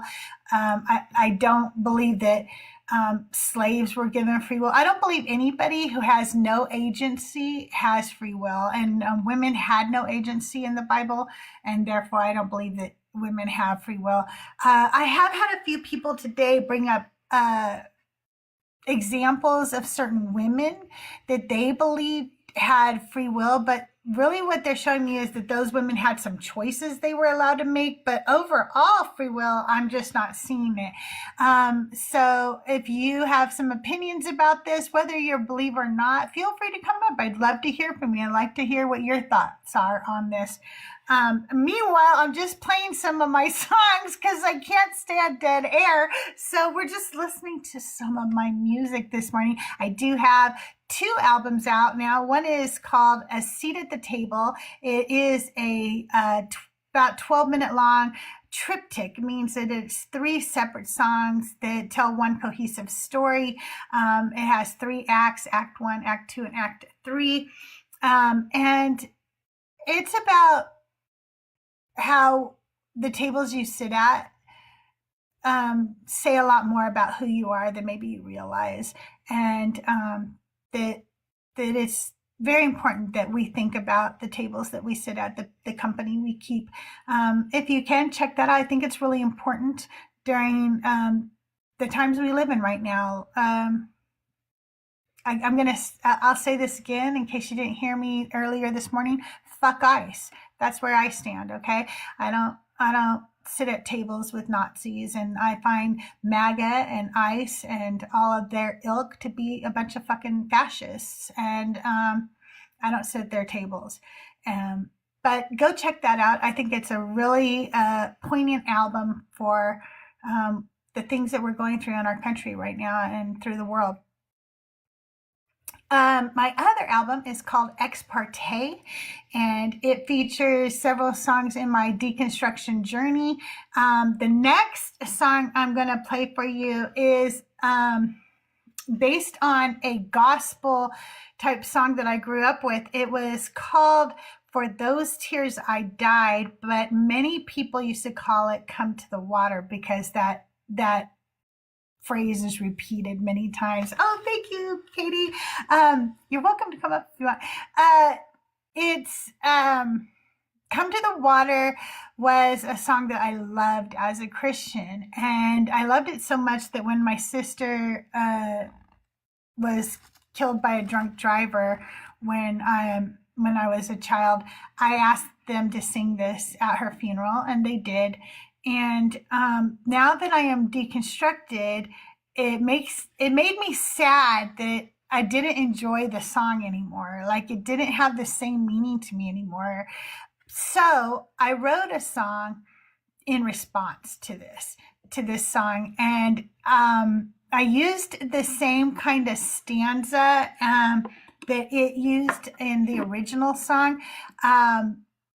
So actually, if I wanted to, I could sing these lyrics to the original song if I wanted to, but I didn't use the original melody when I did this one on Suno. I used a little bit different, melody and different vocals, but this is called Water's Edge.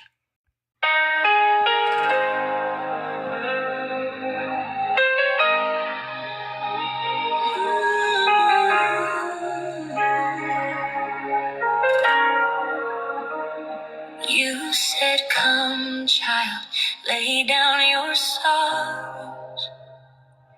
You said you would be there through all my tomorrows. So I came believing you dry all my tears, but you left me waiting alone with my fears. When will you draw near? I came to the water, I knelt by your side. I gave you my everything, relinquished my pride.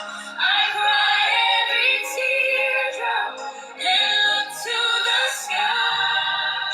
But I found myself sinking in the flood of your light.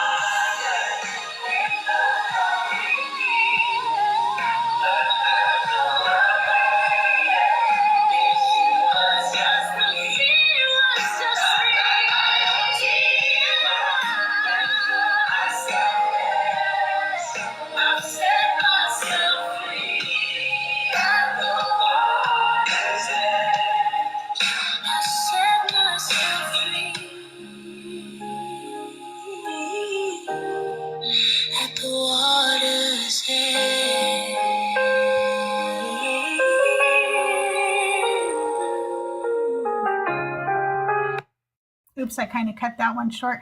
Hey, Nick, how are you today? Crystal, my love, I am. Yep. It's good to see your face again. Welcome back. It's good to see you. And Mama Thank Bash, you. it's really good to see you too. She might be away from the phone. Yeah. Here, Hey, thank you so thank much. you, Ash. I'm here. Thank you so much. It's good to see you. I'm going to invite one of my friends up, but he never comes up, so I don't know if but I saw Joel pop in. Hey, Joel. Good to see you. Joel, if you're still listening, because sometimes you're just scrolling by, I know. But Mama Bash wants to have you on her station head show. I need to DM you later to let you know that she's been trying to reach out to you. Where is free will for women in the Bible? Please hold 5 to 7 business years where I will try and find that for you. Nick, I wish you had been here earlier. I haven't really had any Christians come up because the first 2 believers I had, one was a Christian and one was a Jewish man, supposedly. I'm not sure because he really acted like a Christian. He talked like he was Jewish by saying words like Hashem and stuff like that, but his attitude was very Christian. So I'm not really sure. I'm going to play it back and find out his name, and we can see if he really is a Jewish man or a Christian. But anyway, they crashed out at this. Let me read you what they crashed out about, okay? This really crashed them out bad. They said that free will, we do, JJ, we need more deconstruction music, and I coined the term secular praise, and we need more secular praise. Yeah, check out LG Gray. She's amazing too. Also, make sure you listen to Joel Reed's Bible. Thinker has an album out everywhere you stream music too, called Recovered Files. Dang it. I'm going to forget it. But anyway, look up Thinker. She has 2 albums out, actually, and they're both amazing. And Skeptical Sandra, anyway, this too. is where... Oh, Skeptical Sandra. Oh, my gosh. You're right, because I love hers. Oh, my gosh. Skeptical Sandra. There's so many. Oh, and if you like rap, go check out Black Atheist Rants. Oh, my God. So good, too. Really good. So there are really great musicians out there making songs for us. So check them all out. And stream them when you can. That helps them. And then it makes them want to write more music. So, okay, this is the crash out part, okay? They said that I could find free will for women in the Bible when God made man and women in his image. And I said, yeah, but women don't have it because of Numbers 30 verses 10 through 15. And if she made a vow in her husband's house or bound herself by a pledge with an oath, and her husband heard it and said nothing to her, and did not express disapproval to her, then all her vows shall stand, and any pledge by which she bound herself shall stand. But if her husband nullifies them at the time that he hears them, then whatever proceeds out of her lips concerning her vows or concerning her pledge of herself shall not stand. Her husband has nullified them, and the Lord will forgive her. Any vow or any binding oath to deny thyself, her husband may allow to stand, or her husband may nullify. But if her husband says nothing to her from day to day, then he validates all her vows or all her pledges by which she has obligated. He has validated them because he has said nothing to her at the time that he heard them. But if he nullifies them sometime after he has heard of them, then he shall bear her guilt. Actually, I guess there's another section I had highlighted. Let me go back a little bit further. In verse 3, it says, when a woman makes a vow to the Lord, this is very important. She is vowing to God, okay? Or binds herself by a pledge while within her father's house. So this is even before she ever gets married, okay? In her youth, and her father hears of her vow or her pledge by which she has bound herself and says nothing to her, then all her vows shall stand, and any pledge by which she has bound herself shall shall stand. But if her father expresses disapproval to her at the time that he hears of it, no vow of hers and no pledge by which she has bound herself shall stand, and the Lord will forgive her because her father had expressed to her his disapproval. So she can't even make a vow to God without her husband or her father being able to control that vow. Yeah, but she had the free will to not make the vow in the first place, Crystal. Like, come on. Nick, I will boot your ass. I am not playing with you, sir. I'm not playing today. I'm not playing today. No, but the guy, like, I really have to clip the guy who was, he went like, he was like, but read that verse or whatever, go. And I said, which verse? And he was like, he was like, Numbers 30. And I go, yeah, but Numbers 31. What are you talking about? Numbers 30. And he goes, I just said Numbers 30. And I'm like, sir, do you know how many, like, there's 16 verses. Which one are you talking about? And then he told me that he won, and then he left. You should have thrown Numbers 31 right back at him after.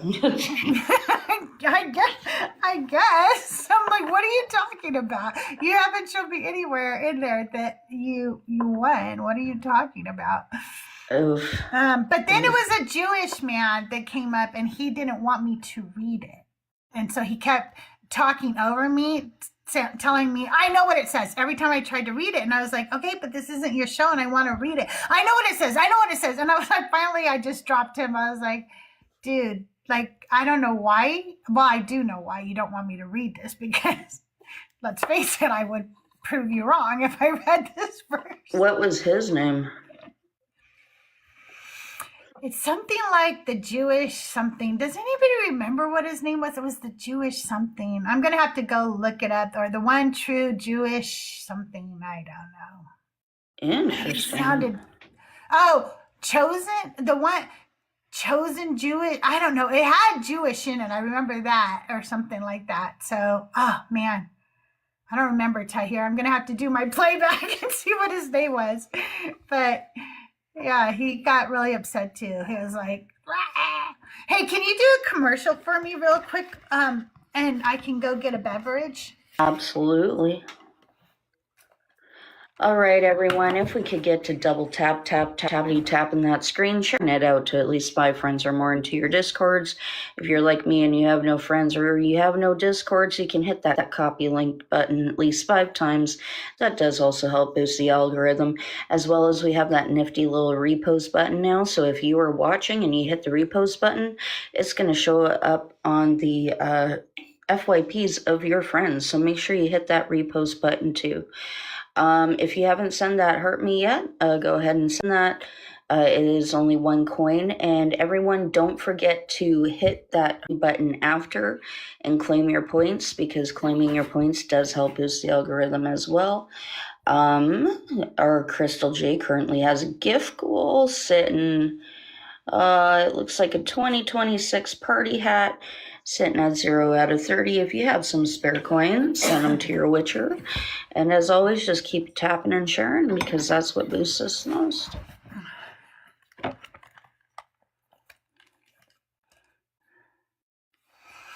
Okay, You are let's good to go. see. Thank you so much. I appreciate that. Oh, Holy Ghosted is in the request. Oh, okay, cool. I love Katie. Not Hey, anymore. Katie, how are you today? Pretty good. Just waiting for my train. So, a few minutes. So what do you think about the free will in the Bible for women? Well, I don't think anybody has free will in the Bible. I don't either. I honestly don't, but I thought definitely women don't, for sure. Oh, definitely, even definitely if- women don't. But I don't think, like, with a all-knowing God or with, predestination, that there's any way possible any of us have free will.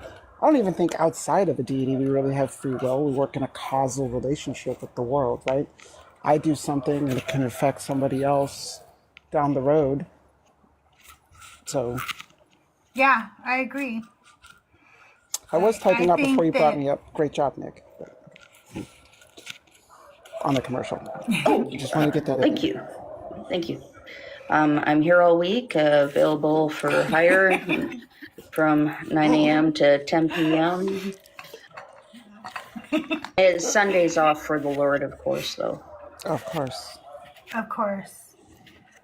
But Well, you were saying, I go Crystal, to sorry. Ass on Sundays.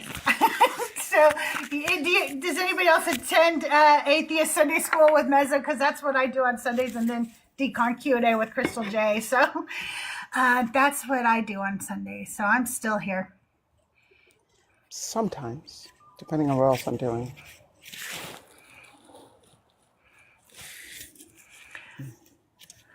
But I also want to say, I second No, Nick, and it's good to see you, Crystal. You've been missed. well, thank you. Thank you. I had a lot of fun. It was really fun seeing my grandkids and my son and daughter-in-law.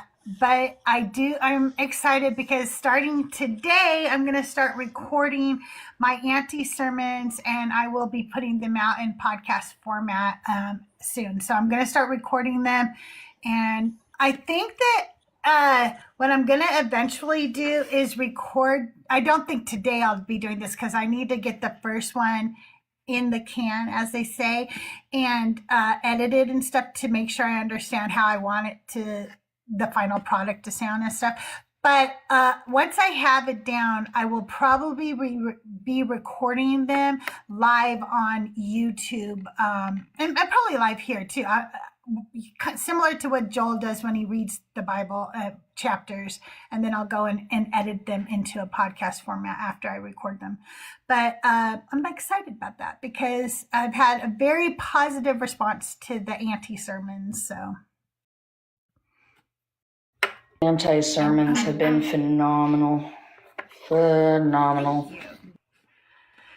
I'm working on Zilpa right now, and I'm stuck because there was this way I wanted to take it, and now I'm not sure if I like it. But I do that a lot when I'm writing, where I second guess myself a lot on it. So I don't know. We'll see. I'm also trying to write a new song because I was talking to Mama Bash yesterday, and I was telling her how I went on Facebook this week. I don't go on Facebook because that's where all my right-wing Christian family and friends are. So I'm never on there. I use it still for Facebook Marketplace because you can get good deals. Okay. And I was a reseller for like 30 years. So I like good deals. I still like to look for them. But I started thinking I might want to start posting over there since TikTok is, owned by our regime now. And I was like, maybe I do want to start using it. Maybe I should prepare that Facebook group of people over there for who I am. So I made a couple of posts that basically said, if you don't like me, block me. And so Mama Bash said that you need to make that into a song. So I've been working on that, Mama Bash. It's basically called Block Me. And I'm working on that right now. I love it. I love it. Yeah, it was such a good idea. I'm so glad you told me that. But I haven't figured, I know kind of what I wanted to say, obviously, because I told you what my posts say, and I'm going to use those posts to be my post basically said that, I don't fuck with ICE and I don't fuck with Trump. And if you don't like that, then block me. I don't sit at tables with Nazis. You can go ahead and block me. And then my other post said that basically I'm an atheist and I'm a feminist. If you don't like that, you can block me. And so that's basically what the song is going to say too. Wish more people would block me, then I wouldn't have to see their faces around. Because it sucks because when you block someone, you can still see them on other people's lives. It's like, why can't that just be a blank box? Like, why we gotta see them? Yeah, I don't want to see them. All right, I'm going to play Act 2 for you from A Seat at the Table. This A Seat at the Table is a triptych I wrote. It's an EP that's available everywhere you stream music right now under the artist CrystalJae, Jae. And Act Two was something that actually happened with me within our community, and it became a big, huge thing about a year ago. Okay, thank you, Katie. You guys make sure you're following Katie. Katie is amazing. I love it when she's able to come up and join me when I'm having these conversations with Christians and stuff, because she always has such a wonderful input for our conversations. All right, Mama Bash, make sure you guys follow Mama Bash. Mama Bash and I will be doing her Station Head show pretty soon, so go download the app and follow Yaya BB over on Station Head, and you'll get to hear us talk about my music live on her show. Hey, Redeemed. But Act Two was a real thing, happened within this community, and so this is Act Two of A Seat at the Table. A seat at the table. Who sits? Who stays? Who looks away? I watch a room dressed up as calm, soft light, familiar charm, easy jokes and easy laughs, no uniforms, no arms. A seat at the table. Who sits? Who stays? Who looks away? She's there, your friend, the gentle one, the kind you trust in most. She never shouts, she never sneers, she never leaves the toast. But listen close. They laugh about pronouns like it's clever wit, roll eyes, call it play. They say trans bodies are the threat, bathrooms where monsters stay. They say think of the children, they say safety first. They say it's soft enough to make the violence worse. Your friend says nothing, she smiles, she stays. She lets it pass as humor and lets the lie replay. She doesn't say she agrees, she doesn't say she won't, but she keeps pulling up a chair where dignity is a joke. A seat at the table. Who sits, who stays, who looks away? I watch you notice what that costs, the silence dressed as grace. I watch you feel the table tilt and recognize the space. So you stand not to debate your humanity, not to translate your pain. You don't sit where lives are treated as a topic to explain. You don't perform your boundaries, you don't beg them to see. You leave the chair untouched and refuse their cruelty. And hear me now, because this still remains when laughter shields their cruelty. It shares in all the blame. I saw you refuse the table, then I saw you choose the line. You didn't raise your voice, you moved your feet. And that is how you don't align. A seat at the table. Who sits? Who stays? Who looks away?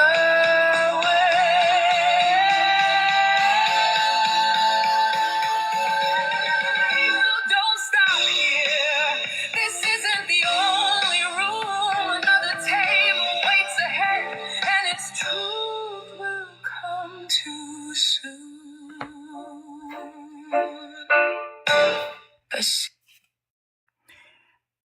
I will play the final act for you guys right now, since we... Thank you, KJ. Born Again Atheists, if you want, come on up here. You guys, the guest box is open. Anybody can come up. I want to talk about where is free will for women in the Bible. But while we're waiting, I'm just playing my music. I'm going to go ahead and play Act 3 for you now of A Seat at the Table. It's an EP. It's a triptych, meaning 3 separate pieces of art that are meant to be put together cohesively. And Act 3 is about me figuring out my seat at the table.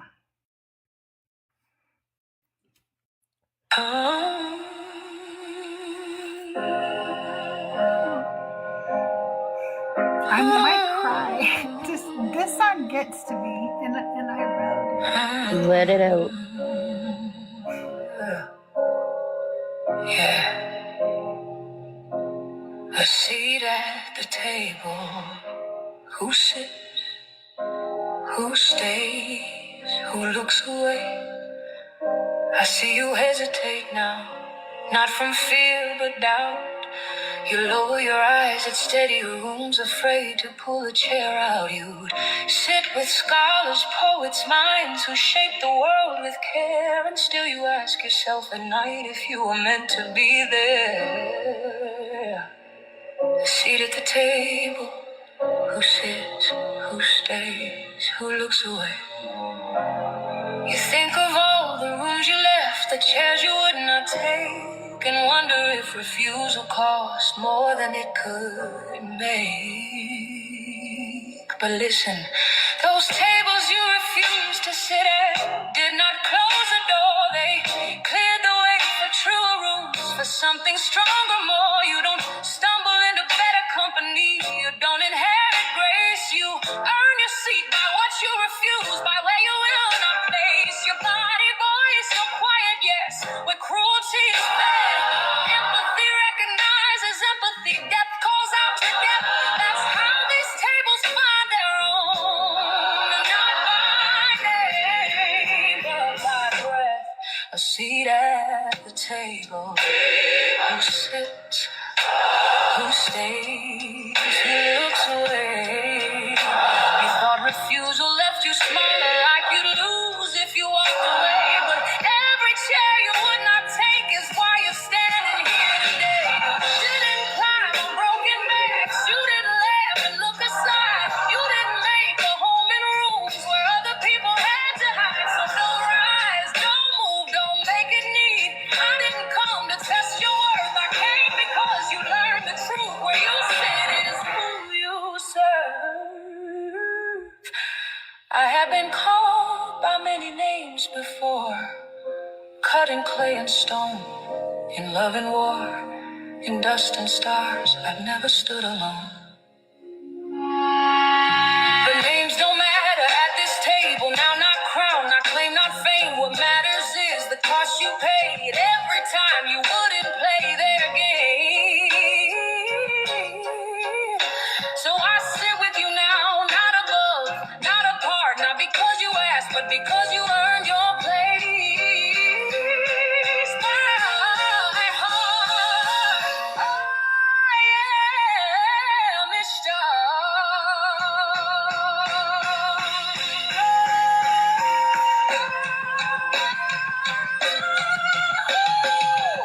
Queen of heaven, yes, but tonight I do not reign, I stay, yeah. Because wisdom doesn't hover high, wait to be enabled. Wisdom knows when truth is earned its place and pulls up this glass.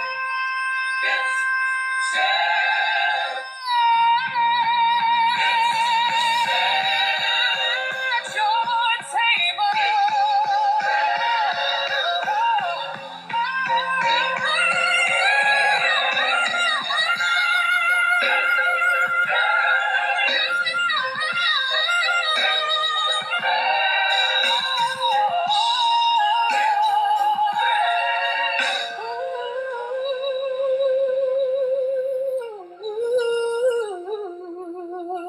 A seat at the table.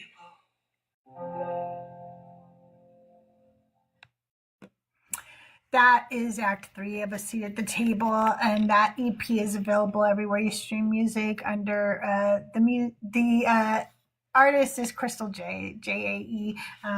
Thanks for putting up with listening to my music today, because we had 2 crash out men and then nobody wanted to come up and talk. They were not ready to hear me say that women don't have free will and then actually have a sound argument for it. It was very upsetting to them that I had Bible verses ready. The one Yeah, guy was they so always funny. think that we're gonna go off of quotation mark church hurt. They never think we actually have Yeah. Bible verses to back up the the shit we say when it comes to the treatment of women in the Bible, and it's so hilarious. Yeah, the one guy goes, well, you have, free will from God in Genesis, where he gives, men and women are created after him, or whatever, in his image. And so I said, oh, I want to talk about Numbers, 30, 10 through 15 or whatever. And he said, oh, but that's the Old Testament. So's Genesis. Like, what? What are you talking about? It was just it was very weak this morning. I'm just going to put it out there. If you all have any communications with Yahweh, could you ask him to send a little bit better caliber my way? I've been waiting for a decent conversation for a while now. And all I get is men that crash out because they do not like it that a woman knows more than them. See, and it's funny because every time I try to talk to Yahweh, somehow Rabbi Hannah appears. And it's almost like he's saying, now go talk to her. I don't know with your shit, go talk to her. And it's like, okay.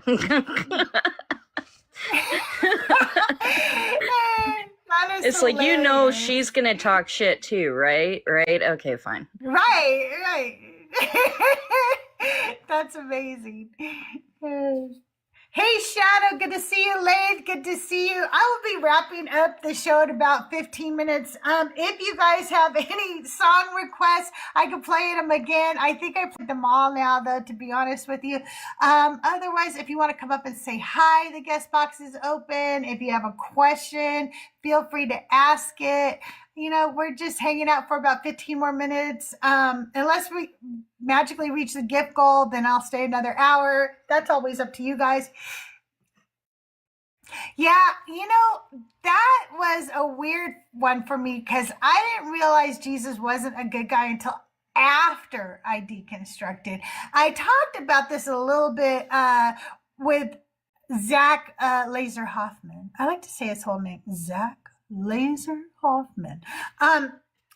This week, that when I first deconstructed, I was like, oh, I don't want to take anybody's faith from them because, like, it's not harming anyone. That was my thought. Okay, it's not harming anyone, and if I'm wrong, like I would never want to be the reason that somebody ends up going to hell or losing their relationship with God and all this stuff. But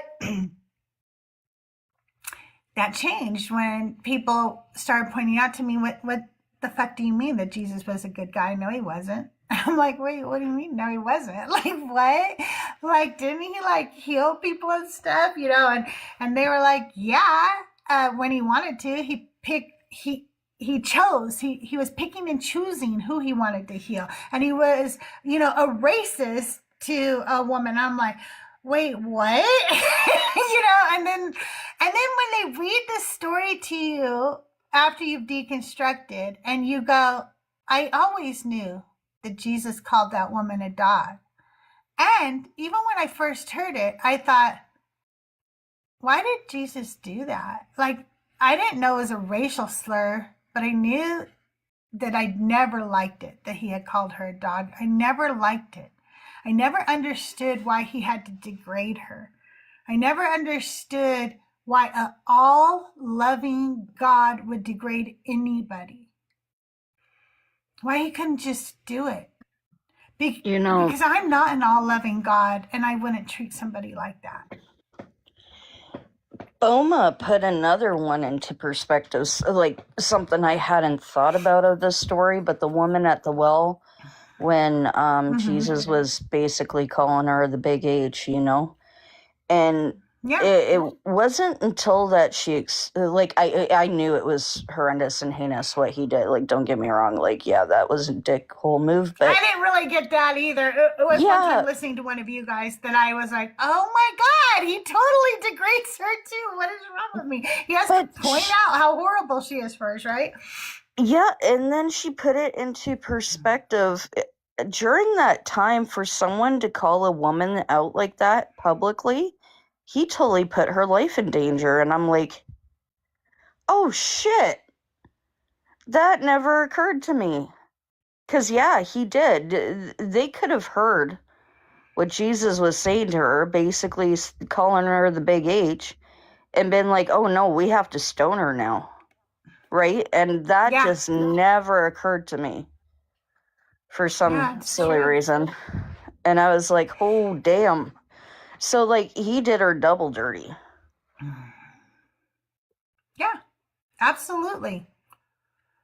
So it wasn't until after I deconstructed that shadow I even looked at Jesus like that. I just thought, and then it was somebody who had to point out to me that when Jesus turned the tables, I think they say synagogue, which didn't exist. I can't remember. Don't they use synagogue in that story? Don't they say that?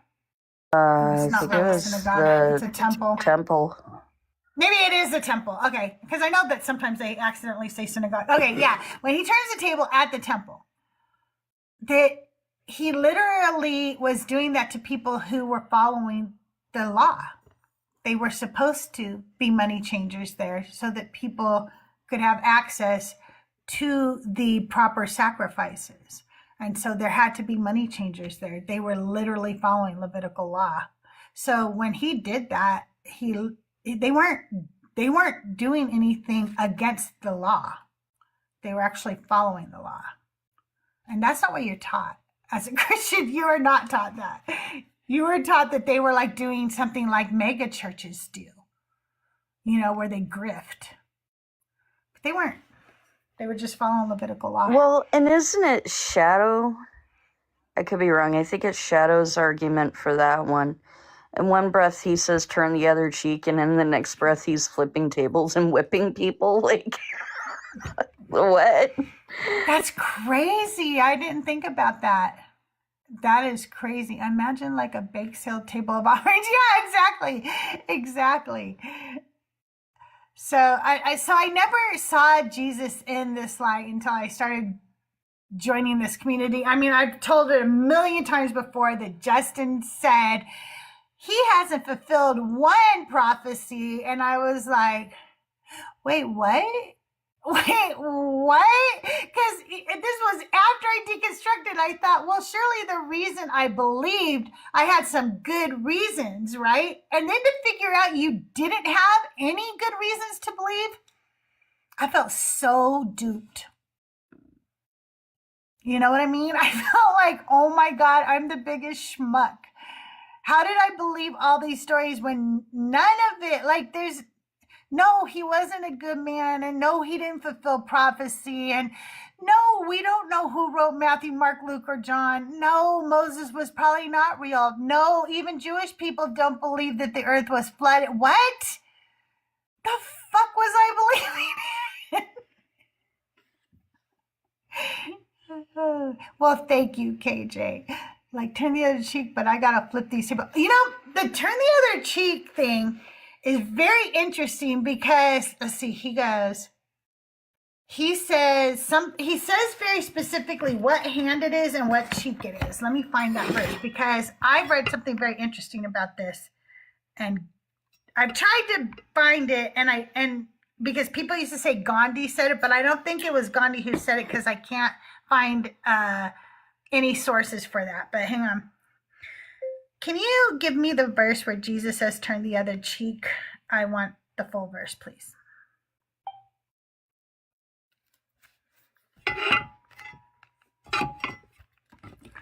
He says, but I say to you, do not resist an evildoer, but if anyone strikes you on the right cheek, turn the other also. So let's talk about it. If most people are right-handed, okay, and they strike you on the right cheek, hey, born again, how do they have to hit you? They have to backhand you.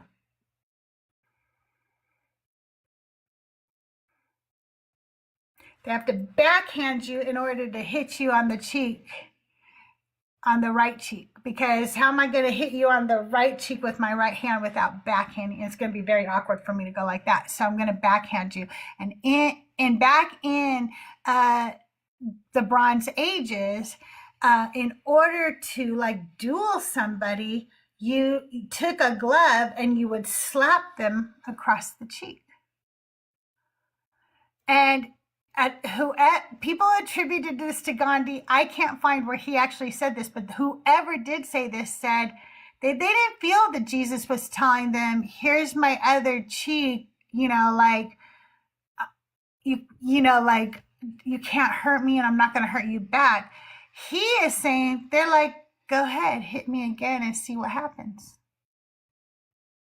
That it was more of like, let's duel, bitches. It's like, it wasn't a peaceful protest. It was more like, come at me, bro. And so, I don't know. I think Jesus is saying, tell him to come at you. See what happens. But you can't hit somebody on the right cheek if you're right-handed with the front of your hand. So you are backhanding them. That's one thing I do know this verse is saying. Yeah, and then it becomes a fuck around and find out moment. Yeah, exactly. It's like I've said a lot because I've had a lot of men want to, I don't know, fight me for some stupid reason because, yeah, big scary men. Anyways, but I've always told them the same damn thing. When you hit me, you better hope that I'm down for the count because when I get up, you're a goner. So make it count. Yeah. I had a 6 foot, 300-pound oil field driller who taught me how to, if it's one thing he taught me as a kid, it was how to take a hit and get back up. So make it count because I'll get back up. I think that I'm one of those people that it depends on the situation, whether I'm going to fight or flight, or whatever. Okay. Like I'm very strategical in everything I do, but trust me, just because I don't fight you right then doesn't mean that you've seen the end of me. There's just, just be ready. Just be ready. But when it came down to it between me and my first husband and he tried to take me out, I was the one who got arrested. So that should tell you something. I'd smile on my mugshot. See, the problem with me is I was drugged. He had put something in my drink. That's all I know. But I don't remember my mugshot. I have no memory of it. But then the next day they told me why I was arrested and not him was because I took a chunk out of him. I had a girl. My biggest problem is my flight button broke.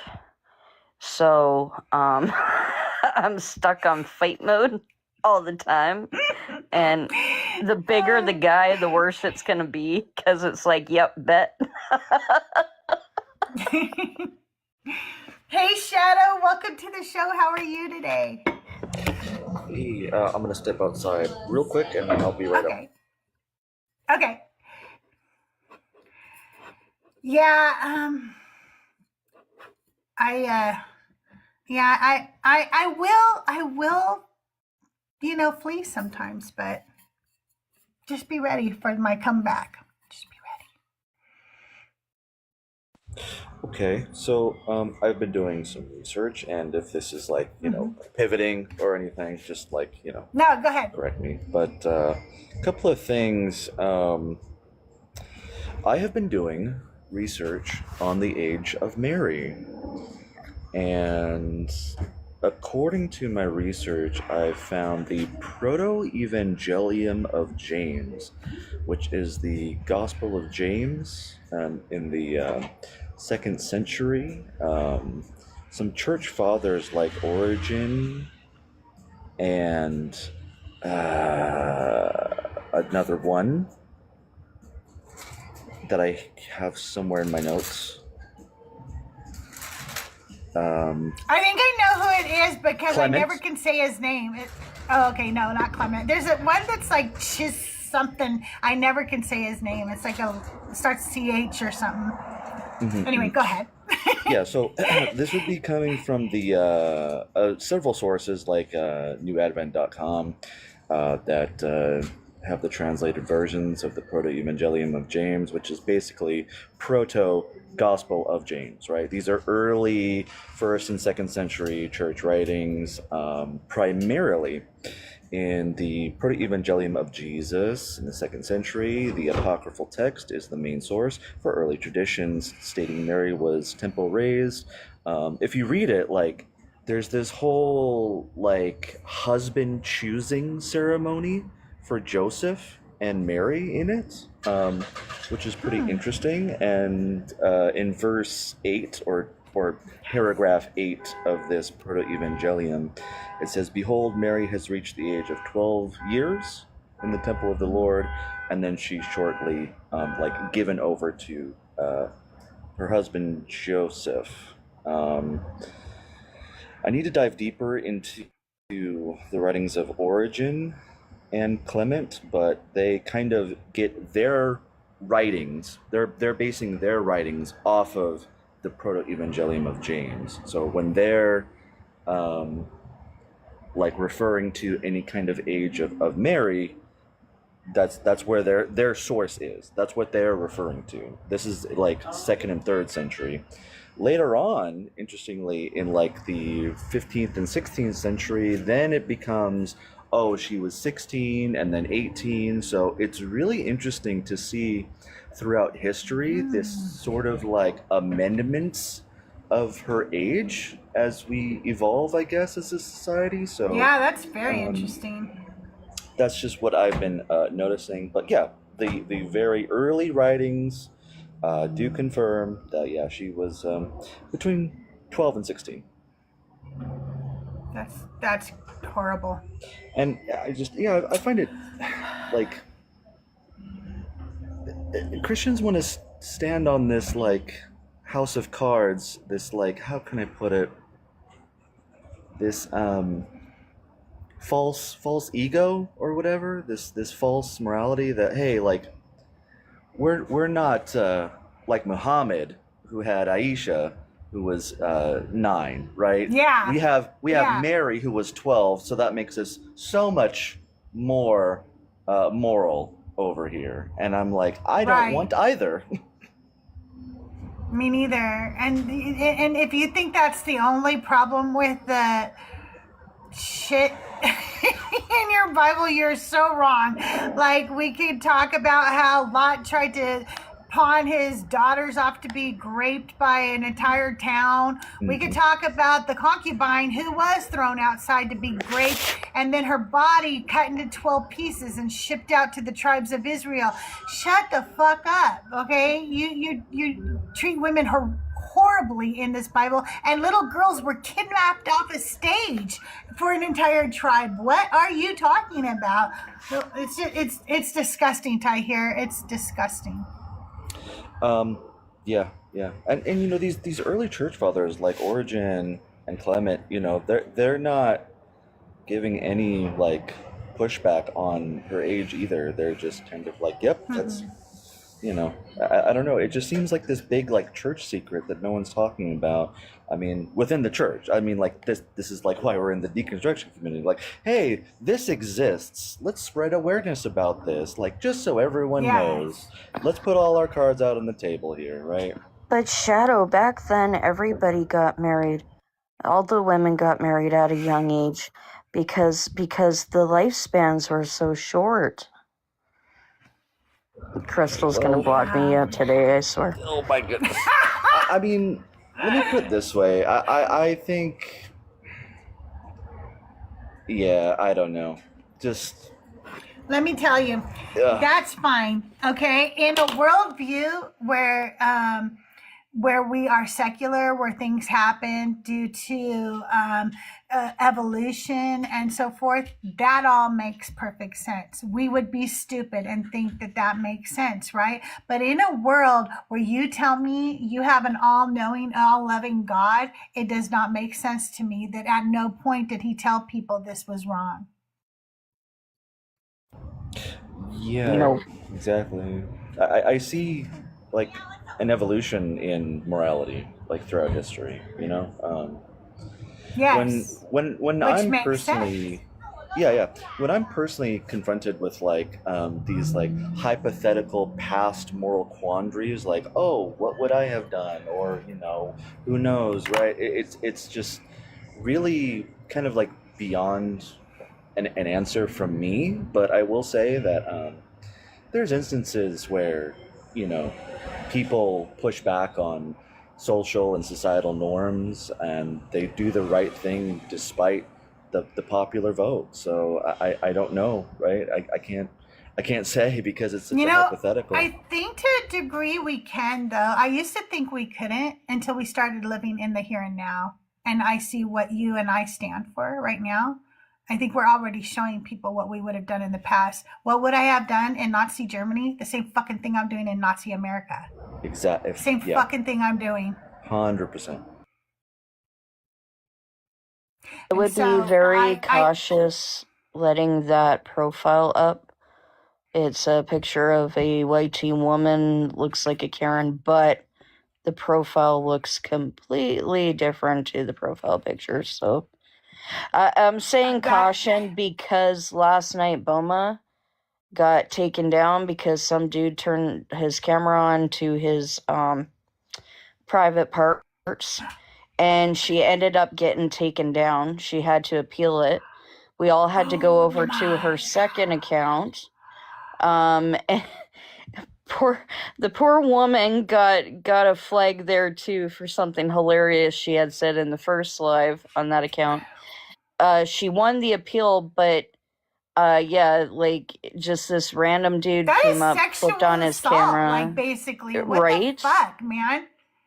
And TikTok has the audacity to blame her for it, like typical victim blaming. Crazy. But yeah, that profile might be a YT woman, but the actual profile itself has all videos of something else. So it's or someone else. Sorry.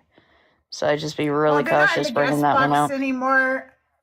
But it's time to end the show anyway, so they'll have to come back tomorrow.